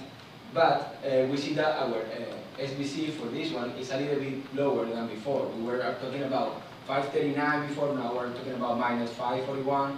So it's a little bit less, so we still think that this model might be a little bit better. It's still valid and almost parsimonious. Now, when we compare these models, we have this chart here. It's a little bit messy on this slide, so I'm going to try to go a little bit slow here. So this is just pure sales. This is by time, and the different dots represent different forecasts. The original graph is sell, is in blue, and then the three colors are the AR2, MA2, and also just the pure linear regression. As you can see here, all of the models do kind of very good job trying to follow all these peaks that we have into the different holidays. That tells us that our dummy variables created were kind of okay for at least representing the history that we have seen in our data. This is just the training data that we're showing here. When we see the total error for the AR and MA models, we're seeing bumps plus or minus 5 to 8% in both of them, so they are kind of the same as we noticed by the SBC of both. And the distribution of the errors, we can see that the P50 on both. For the AR2 is minus 0.34, but the MA2, as expected, is a little bit closer to the zero mean, which is minus 0.12. Now, let's talk about the prediction or our validation data. So we have, as you saw, we have MA2 and AR2 models, so we can predict 2 months ahead. So we did that. This part is our training data. This is just sales versus time. And these 2 points is our validation points. So, this is the first forecast, the first week of the forecast, and this is the second week. So interestingly, the first week, all the models are very close to the real data, but the linear regression. So here, again, the red one is the linear regression, the blue line is the real sales, and then the purple and the green line correspond to the AR and MA models. As you can see, in our first week of prediction, we're very good, but then in our second week of prediction, we go way off compared to expected. What happened in that week is that Halloween happened for this year. And this year, if you remember, Halloween wasn't a Tuesday. So we have a variable that is trying to capture, a dummy variable that is trying to capture what happened when the holidays happened during the early of the week. However, we did not have the luxury of including that variable for every single holiday. So we have to put it all together. So this might be one reason why we're very good predicting the history, but not very good in the future, predicting for the future. For the errors here, we are about 1 or 2% error in the first week, and then we jump up to under predicting 20% for Halloween this year. So now Luke is going to talk about what did we learn and how can we improve these models. All right, so some of the things we learned in our project was that between both models, the AR2 and the MA2, we had almost the exact same coefficient, which makes sense since we use the same linear regression model in both. The weeks prior to Valentine's had a negative impact, the week immediately prior, but the week prior to Easter had a positive impact on our model. For Valentine's, so Valentine's is a Roman holiday in terms of day of the week, which would obviously change whether or not the sales fell mostly in the week before or after, which just explains why it would be negative in this model. The week after each candy holiday had a negative coefficient. Obviously, or also logical is if you load up on candy, you're not going to go back and get more the very next week. Most of them weren't significant, so they weren't included, but the general concept was that just made sense. We had a large downward level shift in 2017. So there was a couple things that we think could have contributed to that situation. So total sales for Target for candy are flat, but digital sales are up. And if candy is an impulse buy, then reduced traffic would obviously drop your candy sales, which explains why we had that movement downwards. And then another thing that we discussed was CVS taking over Target's pharmacy business. Specifically just because it's another primary change. And then the last big note that we talked about a couple different times here was end of week, beginning of next week, and beginning of week dummy variables were all incredibly significant, which as we mentioned a couple times, the day of the week the holiday falls on makes a big impact on how the sales for that given holiday will shake out. Next one, Alejandro. So now we can use the forecast we've made, and we know our trend for out of stock. So kind of as Mike mentioned in the beginning, we can use these models to address the two primary concerns for ordering quantity, which is what do you think you're going to sell, and what is out of stock is going to impact that. So once we've handled those scenarios, we can let demand be the only restriction on our sales by all but eliminating controllable out of stocks. Look, we And have one more then minute. we can also use. Sorry. We have one more minute. Sorry. Oh. And then we can also use this model for seasonal purchases. So most seasonal purchases are done longer than 2 weeks in advance for the bags of candy that are decorated for Halloween, etc. And so the trends and the things that we've used or that we've seen would help us for longer term orders as well. Hey, so while both AR and MA models were valid, neither were parsimonious. The moving average model had a slightly lower SBC and a tighter variance on the training errors. We did have issues predicting Halloween week with both models, each with similar magnitudes. And we discussed using a longer time horizon on our historical data to better understand seasonal effects on our predictions, and to more fully develop the notion of individual holidays falling at various times throughout the week. Thank you, Michael. That's it. Okay, well done. I'm very impressed with the business side of this. I've got a few statistics questions. Okay. Let's go back to the original model with D-squares. So did you remove any variables with forwards and backwards here? Yes. So we have, I think our total amount of dummy are 62, and here we go with way less. So as you can see, we don't have there, for example, Halloween is not there because it's already carried into the week number. It's already carried there. Right, but did you use logic to remove variables, or did you use variable selection? We use variable selections. Okay, so it's a small point, but it's important. Remember how backwards goes. It says finding the effect that has the largest p-value, and pitch that out, right? Right. Those p-values are wrong, because you've assumed white noise errors. So if you had put all of those variables in the model with the AR or the MA errors, and then done variable selection, you might have got a slightly better model. Does that make sense? Yes. It's only a small point, but it's a very important one, right? So the right way to do it is just to put everything in to a REMA. Okay. Put everything in. Find the residuals. Build a model for the residuals. Do a REMA, right? And then do the variable selection on the REMA. So Dr. Shearer, one important thing, I think that's the right way to do, as you say, but with Alan and I work independently. I use stepwise for this, forwards and backwards, and he illustrates everything into SAP. Alan, if you want, you might comment there. I don't know if you hear. So we did it independently. Right, but usually it doesn't make a big difference, but it sometimes can. Okay? Thank you. All right. Okay, well done. Thank you very much.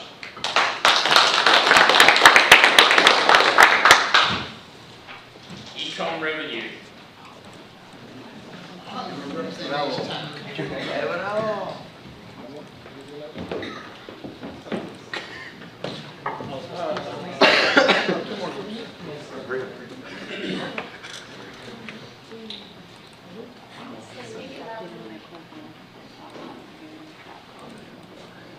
Hey guys, you ready? No. No. Not you. Everyone, yeah. Okay.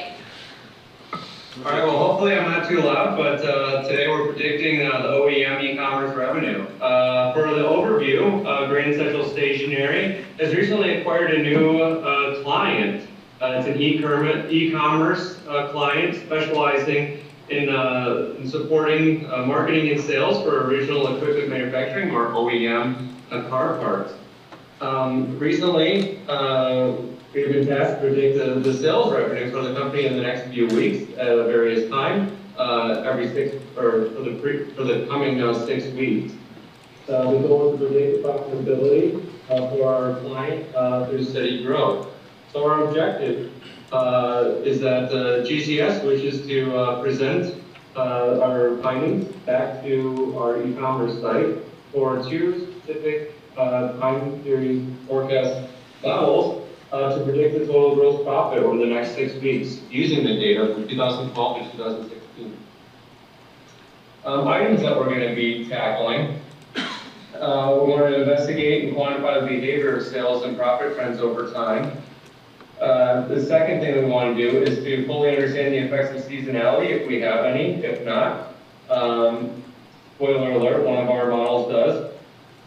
Number 3, we want to fit a couple of competing valid models, and especially 2 valid models. And number 4, we want to analyze the strengths and weaknesses of each model, and then also provide the report or the findings to the executive board for the business case. So our team here, myself as the executive officer, and I have disposed one of my team to provide you guys with our solutions. I'm Richard Marky Mark Brown, the Chief Financial Officer of the company. I am Linda Lucy Lou Sarmiento, and I'm the marketing extraordinaire.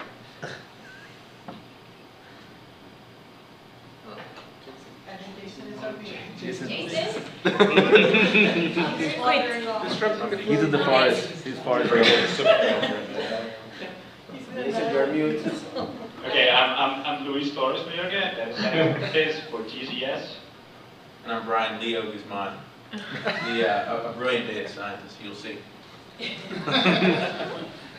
All right, so as our marketing extraordinaire, my job was to explore the data in order to get it ready for our predictions and our models.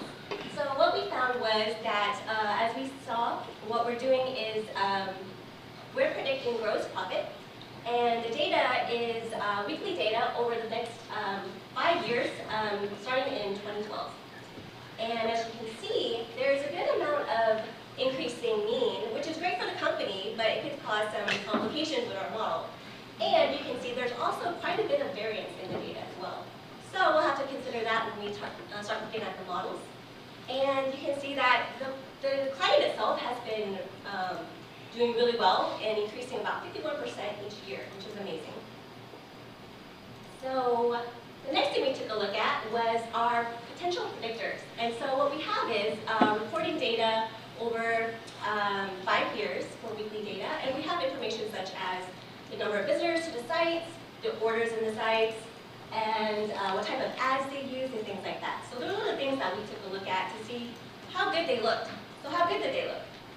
So we took a look at the trends and took a look at the distributions first. So you can see the distributions are overall, they're pretty well normally distributed. There are a few that are skewed, so we'd have to take a look at potentially transforming them if we do use them as variables. But as we also saw with the correlation analysis, many of the variables are highly correlated. So those could cause a lot of variance in inflation factors. And so we would have to take a look at that as well and potentially remove some of them before we actually put them in the model. Okay. So now I'm going to pass it to to Mr. Rick Brown. Thank you, Linda Luke. All right, so saving the best for last. The first model that I'm going to present wasn't necessarily the best model that we have. So to make 2 competing models, what I did is looked at it from the subject matter expert perspective, since I did bring the data set to the group to actually build this model out. So looking at the variables that I thought would be important, I looked at what is our conversion rate, or CR, our basket, which is the total dollar amount of items added per order, the total gross profit, and then I made a conversion, or made a rate for the total dollars per order, total dollars per part per order, since we do see more gross profit per part, and then the visitors.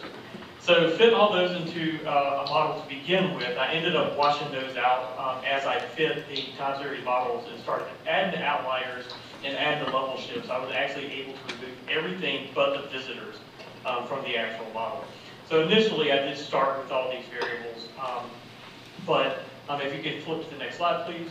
As I fit the model with all the variables, I found that there was a slight evidence of seasonality in there. So at like 52, I was able to see seasonality using the Riemann model group. I looked at quite a few models. The best model I found was a seasonal Riemann model to be 101, 100, with that like 52 for week functionality in there. I did, in this model, I was slightly unhappy with the fact that there was a significant lag at lag 36, but this was the best model that I could find based on this data set to move over to SAS. Next model, please, or next slide, please. So as I moved everything into SAS and started fitting the level shifts and outliers, I found 4 level shifts and 13 outliers. And as I started fitting those, I started ruling out more and more of my variables that I initially put into the models. They became more insignificant, and the white noise test started to run outside the tolerance. So in the final model, like I mentioned earlier, I ended up with just the visitors in there, and I ended up with 4 total level shifts, 13 outliers. I did end up with a parsimonious and valid model, as we see here. Next slide. So just to kind of cover what we have with the outliers and level shifts, everything made perfect sense. It was great to see the data kind of fall into order. Most of the level shifts that we saw were earlier in the 2012 to 2015 range. Those level shifts are due to the way that the company changed the way that they do business to bring on more clients on a contractual basis and actually signed up more dealerships at a time. 2016 actually saw a negative level shift, which was also very significant because in 2016 was the time that we kind of saw a dry spell and wasn't really signing on a great number of dealers before we moved into 17 and started signing a lot more contracts. We also saw a positive lag at week 25, positive outliers at 25 and 26, or week 25 and week 26 of the models. What we found there, it looks like that's the time frame that people start getting their tax return back, so you start seeing an influx from the purchases of car parts, or get people to put off some of their projects that they were doing. And also at the end of October, going into the beginning of November, most of the dealers run their fiscal year October to October, so you start seeing more cancellations in orders, and they actually see a drop in their total gross profit in October. Next slide, please. For my last slide, just to cover some of the stats, my SBC was actually negative 796.93. I did see a little bit more prediction error than what I wanted to see. The average was 3.86, but it did get up to 13.27, which I'll discuss in a second. And it did turn out to be a parsimonious model.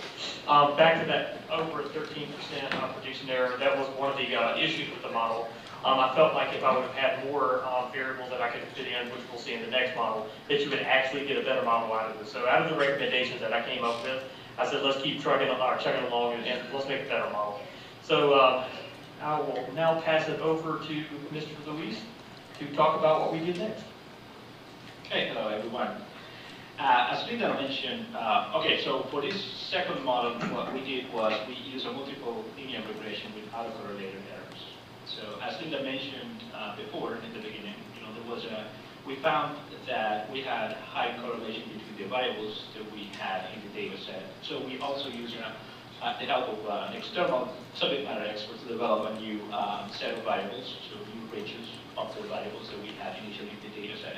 So we came up with visitors, conversion ratios, the number of dollars per part per orders, the number of dollars per shipping per orders, the value of dollars of ads per visitors, and the week and the year.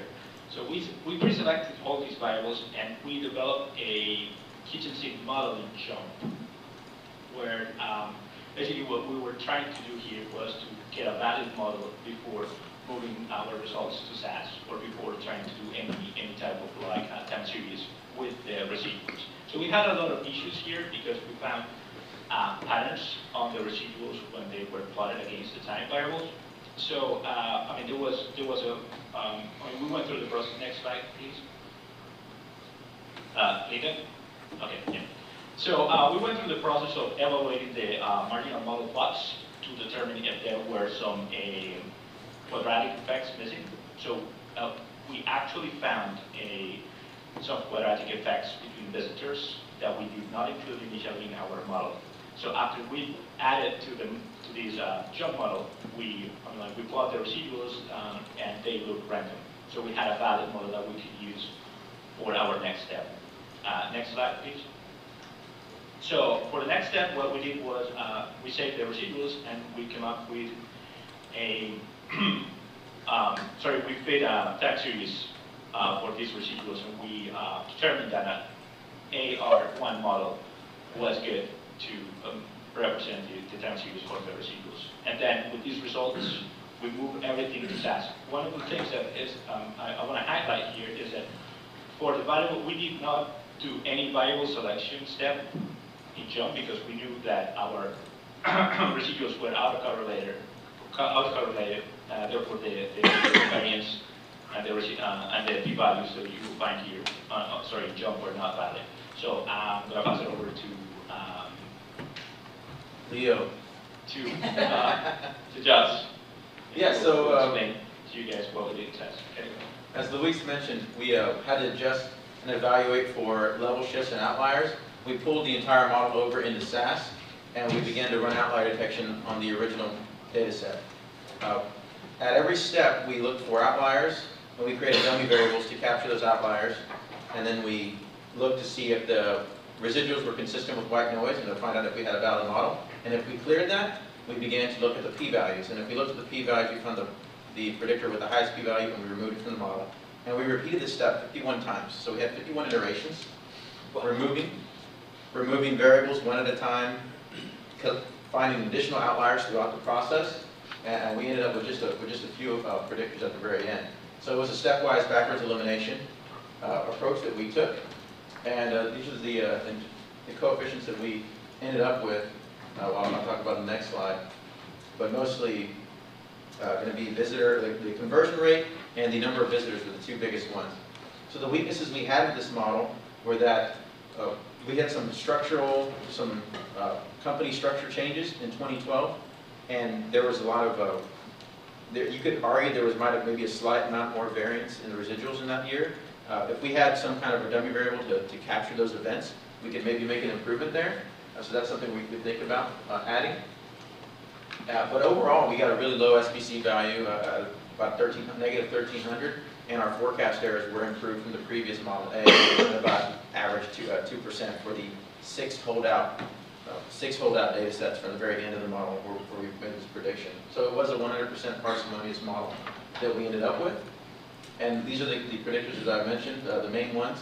And conversion rate is basically visitors to orders. So out of how many people visited the website and how many of them actually completed an order. We found that the total GDP could increase about 19% or a 0.1% increase in this ratio, which is very hard to change. Or just a brute force approach to increase the number of visitors every week so we can get that conversion rate. We also have some other ones in shipping over orders and parts over orders that we were able to capture. But with that, I'm going to pass it on over to Jason. 1 minute.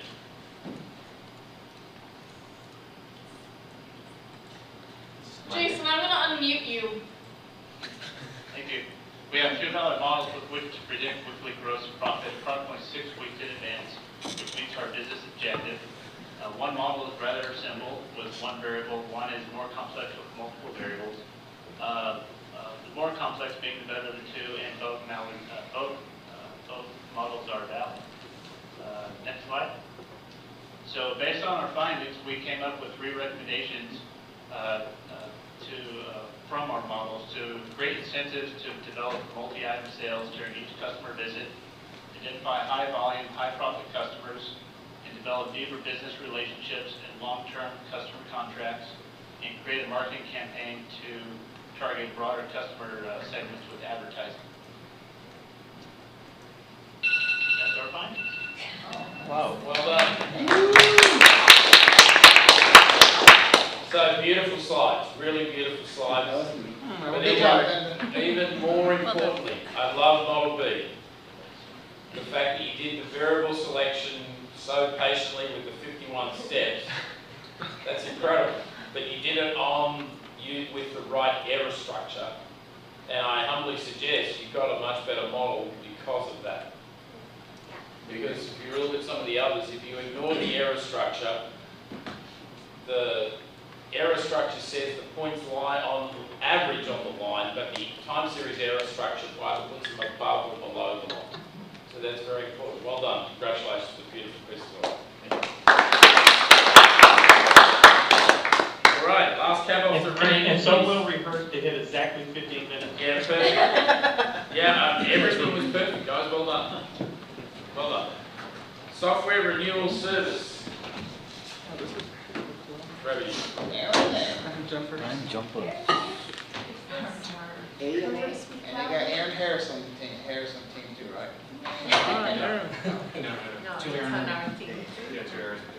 We're the time jumpers, and Laura Rutledge, Aaron Lanier, Christy Gardner, Janelle Ream, Mark Gerard, and myself. And I'm going to be introducing right now Laura Rutledge to do the intro, because unfortunately Mark is, a lot of us are having internet connectivity issues right now, so a lot of other people, we had last minute had to mix up the presentation a little bit, but this is going to be fantastic. So I guess Laura, are you there? Hello? Yes. Hi. Yes. Mark is in Oklahoma, and apparently they have dial-up or something there. So connectivity. So insert your Oklahoma joke there. Okay, so what we're predicting here is software service renewal revenue, and to give an example of what that is, consider that as a contract, renewable service contract on your software. So essentially when you buy a piece of software, you own the software, but you also pay a 1 year, or you receive a 1 year service contract, which allows you to get training, to get upgrades, and so on. The company is interested in being able to predict this because it's a very difficult thing to predict. Next slide, please. So what the business wants to know, most importantly, is what influences revenue. What business factors are important? There's been a lot of business changes, and we'll go into this a little bit later, but they want to know what the individual business, the impact to each of those changes are to the business and revenue. What's good about this kind of revenue is that these are existing customers, so you're not going off to find new customers. This is a revenue stream coming from your existing customer base. So what we want to know is, what is the customer behavior regarding at what event do they tend to renew their service contracts? And also, to a lesser extent, to be able to predict future revenues. Because those revenues, or service revenue, are used to reinvest into the company for new training courses, to fund R&D or engineering efforts on new versions of the software and so on. So it's a very important revenue stream. So what we're going to do is we're going to use modeling techniques to identify these factors and to try to do a prediction on future revenues. Next slide. So this is what our baseline time series looks like. We've got level shifts, we've got outliers, and we have very strong seasonality. So the data range that we're looking at is monthly data from March 2010 to June 2017, and we are going to forecast July through October 2017. Okay, next slide. We're going to be predicting something called single seat renewal service. Single seat just indicates that these are individual customers. These exclude any enterprise-wide contracts. Like, for example, like Microsoft Office is an enterprise kind of software where you sell it to the business. These are sales to individual customers. So it's one person, one copy of software. What makes it difficult to predict is that there are late fee penalties. So if you renew on time, you pay 20 to 25% of your purchase price. If you're late, there's 3 levels of late, and it escalates up. So it's really hard to get the mix correct between that. So that's why it's a little bit challenging to predict. And the variables that we selected here are actually through business experts. We said, what do you think impacts this? And so they gave us a list of predictor variables to consider. In this presentation, we're really only going to talk about 4 of them. One is called NI Week Flag. This is a user conference that occurs once per year that announces the new version of the software. So this is a kind of the, iOS 11.0 kind of announcement. So it happened in August traditionally and changed to May in 2017. So we have a cadence shift there. The software release flag indicates whether we have a new software version out. So there are the major releases in August or around NI Week. The other one is anywhere from 5 to 8 months later, usually in the spring. So we have so there's 2 flags per year there usually.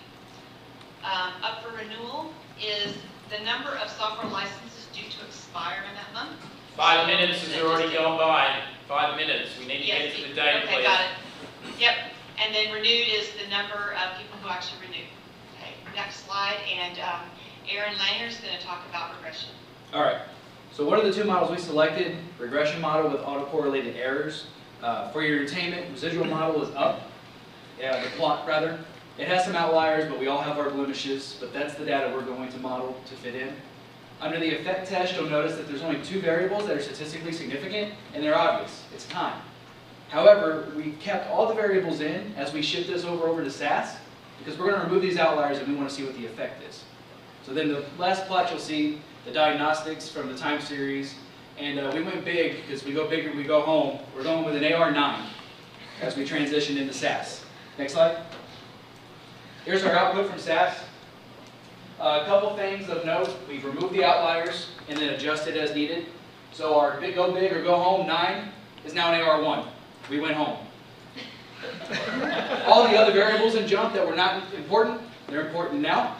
A couple other notes. The minor software release turns out to be statistically significant and impact revenue. Month of year obviously remained important. And no one in here messes around with any model that isn't valid. So peace of mind, white noise, we look good. Next slide. And Laura, you're back up. Yes, I'm back again. So we consider 2 different transfer function models. One is using the up for renewal, which is actually a variable in our regression. And the other one was new software seats sold historically, which we ended up not using because the SPC value was higher than this one, so we went with up for renewal. So what this is basically a different version of the data. It is a time series in itself. So we had to do seasonal differences and also non-seasonal differences. And so that's the plot that's to the left. We used a REMA model group on this and determined it was a 0, 1, 1, 0, 1, 1, 12. All 3 coefficients are significant and the residuals are white noise. So we're going with that on our transfer function. Next slide.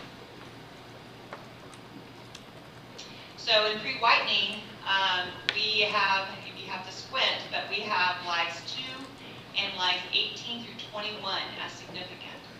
So that's really interesting. So we said, okay, we're going to go with it. Like Aaron said, go big or go home. So we put in our 21 lags. We don't have the slide here, but essentially what the model ended up being whitening in the transfer function was an AR4. So we basically put this thing into SAS, and this is the result of, next slide please. So the result of this, and this is a very arduous process, recall that we had 21 individual lags that we had to consider, and then an AR4 on the model. So essentially what happened was we had no additive outliers and level shifts initially. We had none until we started throwing out some of these non-significant lags. So basically what we did is we took them out one by one, checking the white noise and checking the coefficients. And this is the result of what we came up with. About close to the end, we started getting level shifts and additive outliers. We had 2 level shifts and 2 additive outliers here. SB value was the lowest of all of our models, 1441. Interpretation of this is that the lag 1 is positive, so basically what happened the month before has a, so the pool of up for renewals has an effect, and that makes perfect sense. If you're up for renewal, 50% or so of you will renew, so that's within 30 days, and then you're on time. The other lags are a little bit trickier. The business changed business models in 2017, so it made it really difficult to predict 2017. Like I said, the user conference moved, and what also wasn't mentioned here is that there were pricing changes in February and July of 2017 that kind of muck up our model. The one level shift is explainable, the LS33. This had to do with the system migration, so basically a system change on which we moved customers from one set of part numbers to another.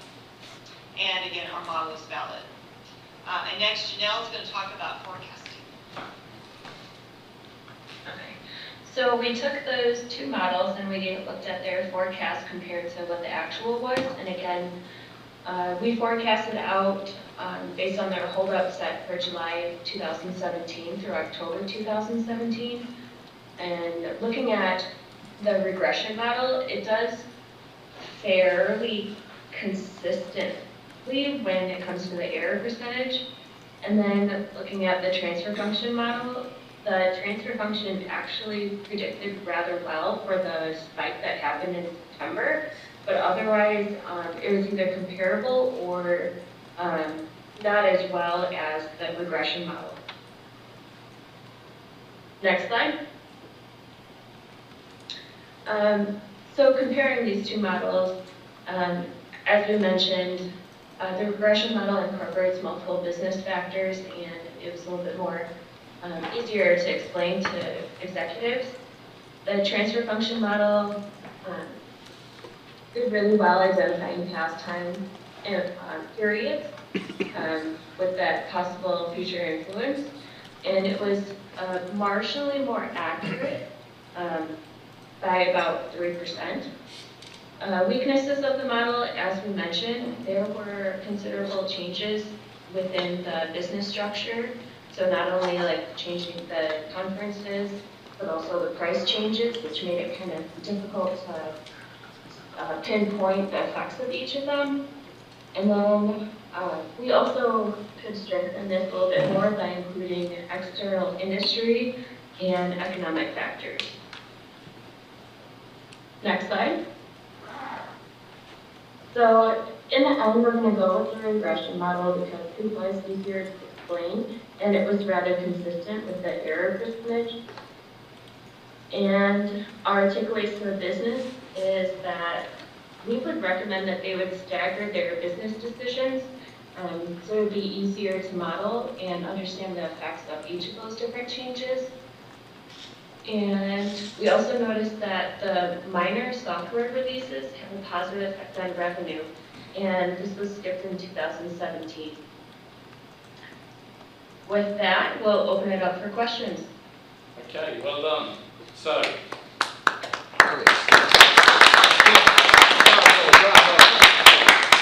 practical problem where there were a lot of devils in the detail. Well done. So it was one of those great stories where when you investigated the transfer function and put in outliers and level shifts, the model got better. That doesn't always happen, as we've seen in class, but in this case it did. So a very nice job, well done. Transfer function modeling is complicated and you did a very nice job. Congratulations. So we're going to have a break till 8:30, that's like 3 minutes, and please be back promptly. Okay, let's reconvene. Congratulations, the best set of project presentations I've seen. Wow. Well done. 18 representing, all right. Well done. So this is the 3rd year I've taught the time series class. The 3rd year we've had the presentations. Well done, I'm very impressed. Thank you. Good stuff. I love this course because it's nicely self-contained. think about the first week when we stare at these plots and go, what the golly gosh is going on, right? I remember you saying, trust me. Trust me, get on the bus, we'll be good. Now you trust your eyes much better than some of these methods, right? Yeah. So, let's talk about what we want to accomplish. I have put up solutions to the class exercise. The CPI U cars and CPI used cars, separate ARIMA models, and then the micro. Okay, all good? I have put up the exams, the last two exams, and solutions. So what I wanted to do was actually go through the big picture of what's in the exam and what you're allowed. Okay? So, you can bring in your one page of notes, written, typed, whatever you want, and then you can use the course summary. You can write in the margins, you can print it out one-sided and write on the back, you can bring in an electronic version of it, whatever you want. Is that good? Yep. It's bad news. What's bad news? That you're giving us all of that. It's bad news. Well, look, this It's like it doesn't matter. well, it does sort of matter sometimes. So it's again, sometimes. So let's have a look at the exam. So there are 35 true-false questions. And here's what I suggest. Don't second-guess yourself, right? If they get to the fork in the road and there's this beautiful highway that has restrooms and Starbucks, drive down that road. If you see this complicated road that goes through the bush and says, you know, beware, people have been lost and killed on this road, don't go down that road. That's not my intention for it to be overly complicated. And if you think something's more true than false, put true. Right? Okay. Don't get into an argumentative thing with yourself. Well, maybe he thinks, maybe. Or the maybe turns into, no, he doesn't think like that. Okay? So, New York City yellow cab medallions. This is the number sold. So you can imagine the money through the fares, the fare money is going down, the number of rides is going down. What people are willing to pay for a medallion, which is the right to operate a taxi, presumably is going down, right?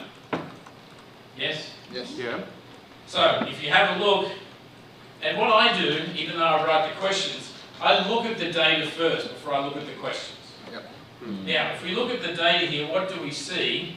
We see the time series, right, has non-constant mean. Yes? Yes. You could argue that there's a level shift or decreasing, and there's a variance problem as well, right? Yes. Good. Okay.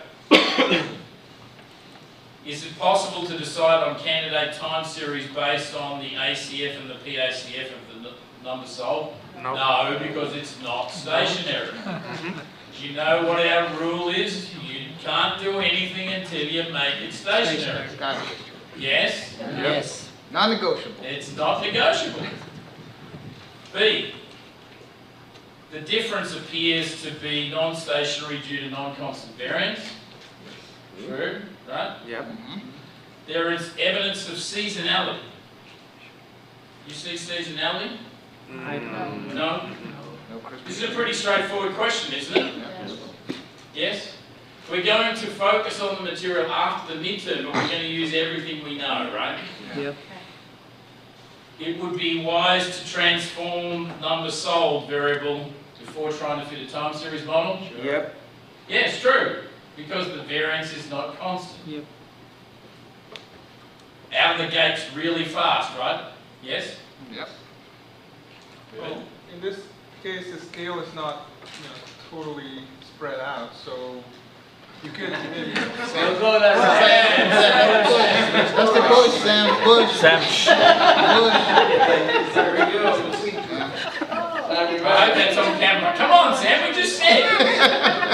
Don't drive through the bush, mate. Come on. Are you good? Sam, you're tired. Are we good? Come on, sound away. So the thing that's hard for me is finding all these data sets that you haven't seen that are interesting.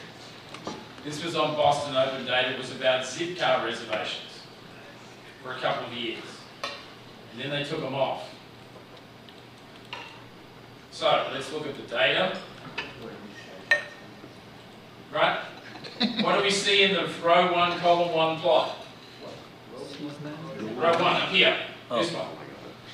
Seasonality. Seasonality. Seasonality pops out of your porridge, right? Yep. There was also kind of a decreasing mean. Yes, subtle.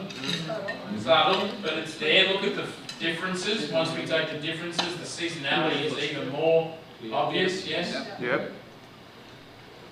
And then when we do both, as was said, you get a better ACF and PACF because there's less things going on. Our ideal world is to have a stationary series with a few significant lags, not lags all over the place, right? Yeah. Are we good?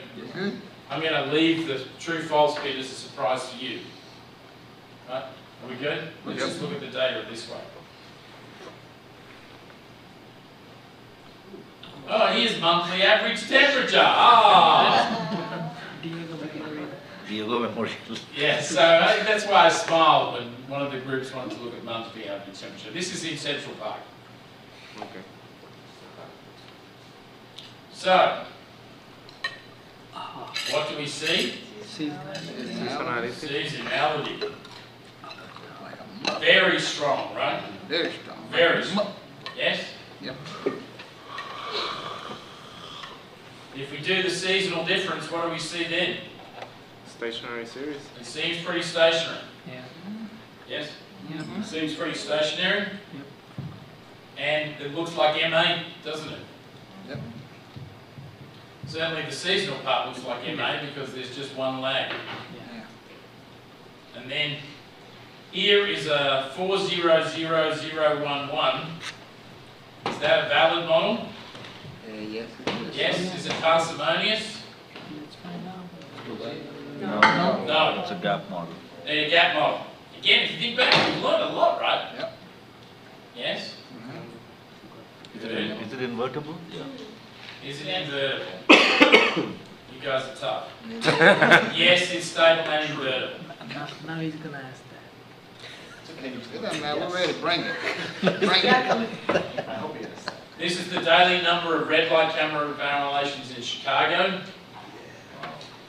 Okay? Just for 1 year. 1 year. Okay. And then you're asked, well, let's look at the data. We won't go to the true false. Okay. So, you see non-constant mean and very strong seasonality, don't you? Yes. Yes. Yes? Yes? Yep. And then these observations, these observations that are marked, what would you think of them? 32 and 325. They're outliers. They're not really level shifts, they're outliers, aren't they? Yes. Outline. Yes, good. Could be. And then we have a model Chicago, it's like That's the white noise. that passes the white noise. It is Valid. valid Valid. and parsimonious. Right? Good. Yep. Now, I put in the outliers and the level shifts. Yes? Yep. What do you say? It's still valid and parsimonious, right? Yep. Interesting. We go back and look at the questions, I guess. And then here's CPI. And I fitted a different model. I didn't fit the best model. I fit 013. I think it was 113 was the best model with SBC. And then, are there any concerns about validity? Look at the. No. Beautiful.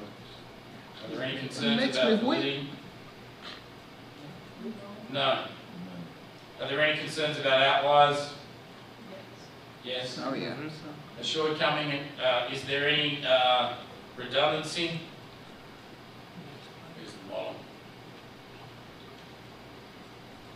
Is there any redundancy? Yes, look at this MA3 terms. Look at the constants. There's a whole bunch of redundancy. So the model could be potentially improved, right? Good.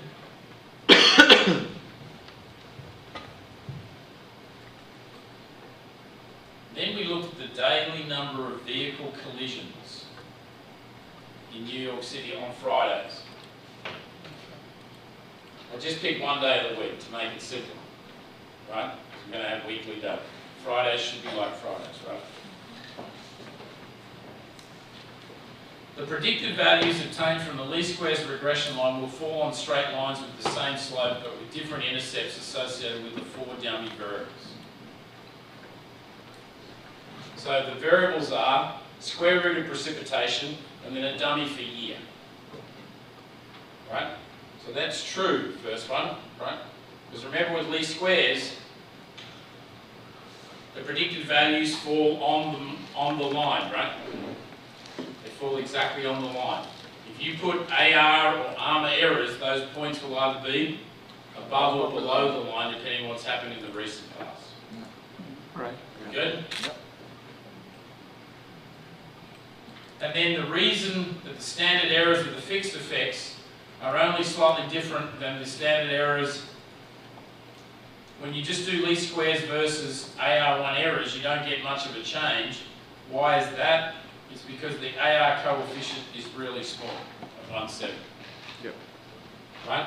So you go through all the whole 9 yards of saving, fitting the model, saving the residuals, fitting a time series model, and you find AR1 with coefficient 0.17. Is 0.17 a big deal? No. So you see what I try and do? I try and find situations which ask questions about everything we've learned, right? Yes? Even the dummy variables are not significant, right? The one of them is. Yeah. 2016. Yeah, okay. Okay. And some of the models are great, some of them are not so great. And then here's SAS Forecast Studio. So what I did was actually generate a model with SAS Forecast Studio and give you the output. So, is the model valid? JT? I'm going to say not. No. Look at those fence posts, sir. That's not good. That's not good. Not good at And all. you know we've seen that. Remember the class, remember the guest speaker we had? Yes? You're being recorded. That looks like a Dickie thing there. Right. So basically, do you know your way around the valid models thing? Yes? Yep. Then we get to what is always the most interesting and the question that takes me the longest thing to do. Well, is this model valid? Yeah. Yep. That the professor made up and that we didn't get out of SAS Forecast Studio, is that valid? Yes, it is. Yeah. Good. And then this, I just wept with joy, and I haven't found this year's version yet. This is the Federal Reserve. Canadian's oil sector amounts to about 10% of its GDP and 25% of its exports, almost all of which go to the US. It's not too surprising then that the US-Canada exchange rate mirrors the price of oil. That got me really excited. Of course, trade between the countries is much more than oil, but many of Canada's other commodity experts that are priced as well correlate with the price of oil, and the financial linkages between the countries are also disproportionately tied to mining and extractive industries. So I went, oh, here's a trick for young players. Let's try and develop a transfer function model between oil price and exchange rate. And one of the groups was going to do this, but I talked them out of it, right? Yes? So, you have to know your way around the transfer function model. So here's the price of oil, here's the Canadian dollar and the US, here's your cross correlation. A lot of cross correlations up there. Yeah. Yes? So we're going to difference the input series of the oil price. We get an AR1 model which is Valid. So we're going to pre-whiten the data with a 1-1 model, right?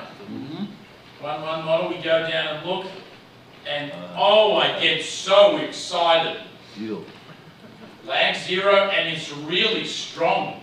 Stronger. Strong squared. Oh, I'm just beside myself to see what's going to happen next, but I know. Doesn't it look good? No. Looked a lot better than some of your projects, guys. Yes, in this part. Yes. So what we're going to do is we're going to put that in, lag 0. And we're going to difference both. We're going to get a transfer function which assumes the errors of white noise and look at the residuals. Look at the residuals. And then I'm going to put the residuals as an MA1. And notice that I get a statistically significant MA1 coefficient. I get a highly statistically significant coefficient of oil price.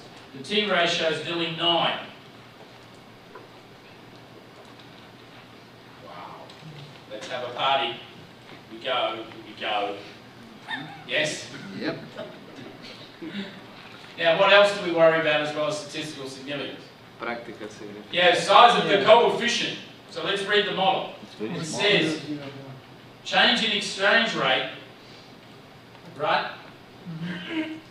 is 0.0018 of the change in oil price. So, if oil price changes by $100, how much does the exchange rate change by?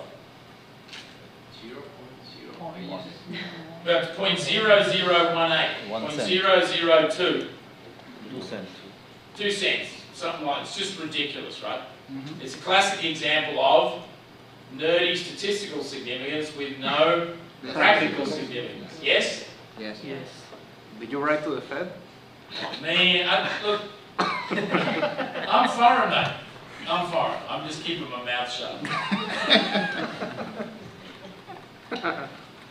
They claim that the US-Canada exchange rate mirrors the price of oil justified given the strong predictive power of the transfer function model. A lot of people wrote true. You've got to think about the coefficients, haven't you?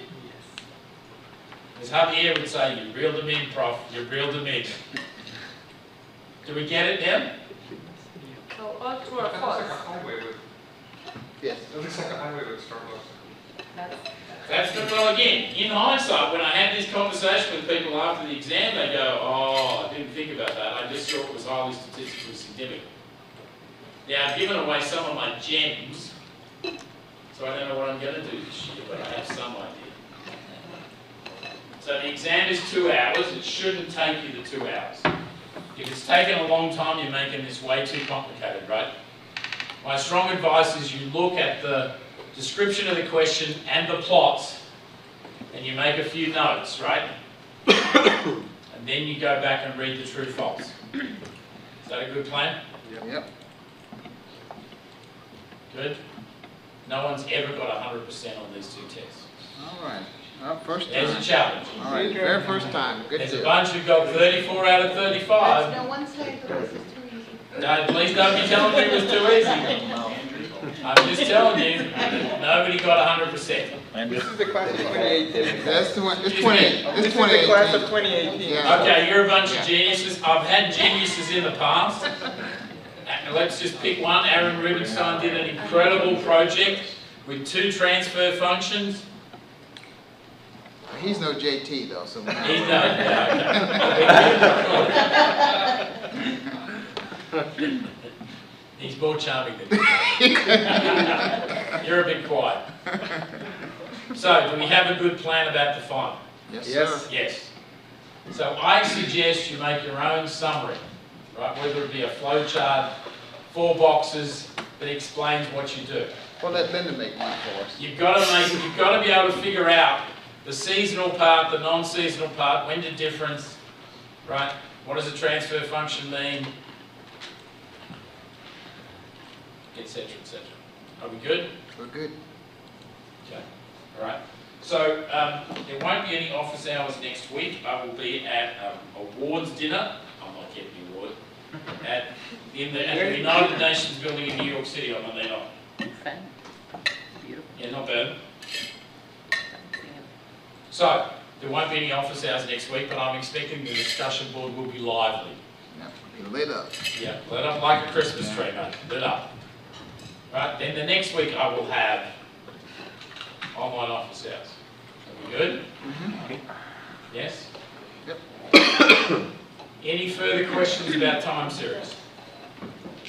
All right, the other thing I encourage you to do is to fill out the evaluations. You should have got an email from Ken. The online office hours, a whole bunch of things that have been changed. You guys helped the current 608 with getting me to get them to record their presentations, and they're getting Bayesian statistics on Thursday if I can get that finished. But I will. So please, fill out the evaluations. In every class, I mean, I take them seriously, but some of my colleagues take them more seriously when you have wider participation.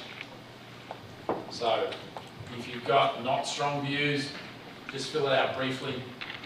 Please fill it out. Anyway, thank you, it's been a great subject. Can we have access to that video, like the Bayesian statistics? Yes, so Miss Kim Ritchie's working on it. We've got one and we're trying to get the other, and we're going to do it from early January. No, yours.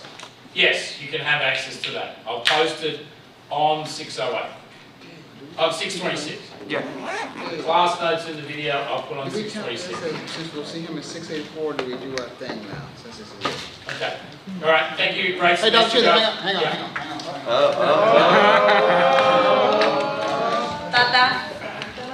Video. I have no space. I didn't get a chance to do this to you our first time out, but Wait.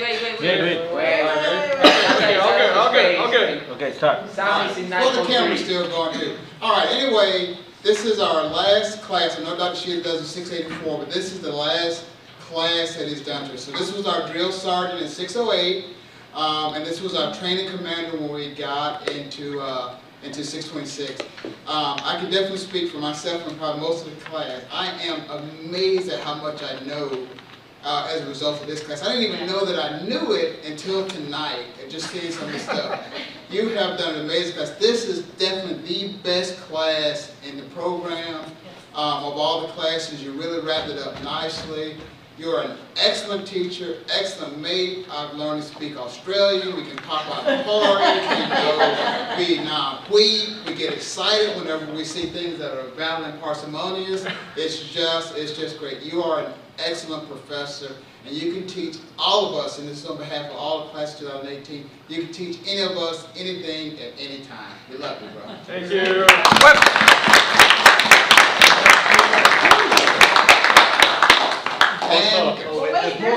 There's more. It's a souvenir from one Austrian to another.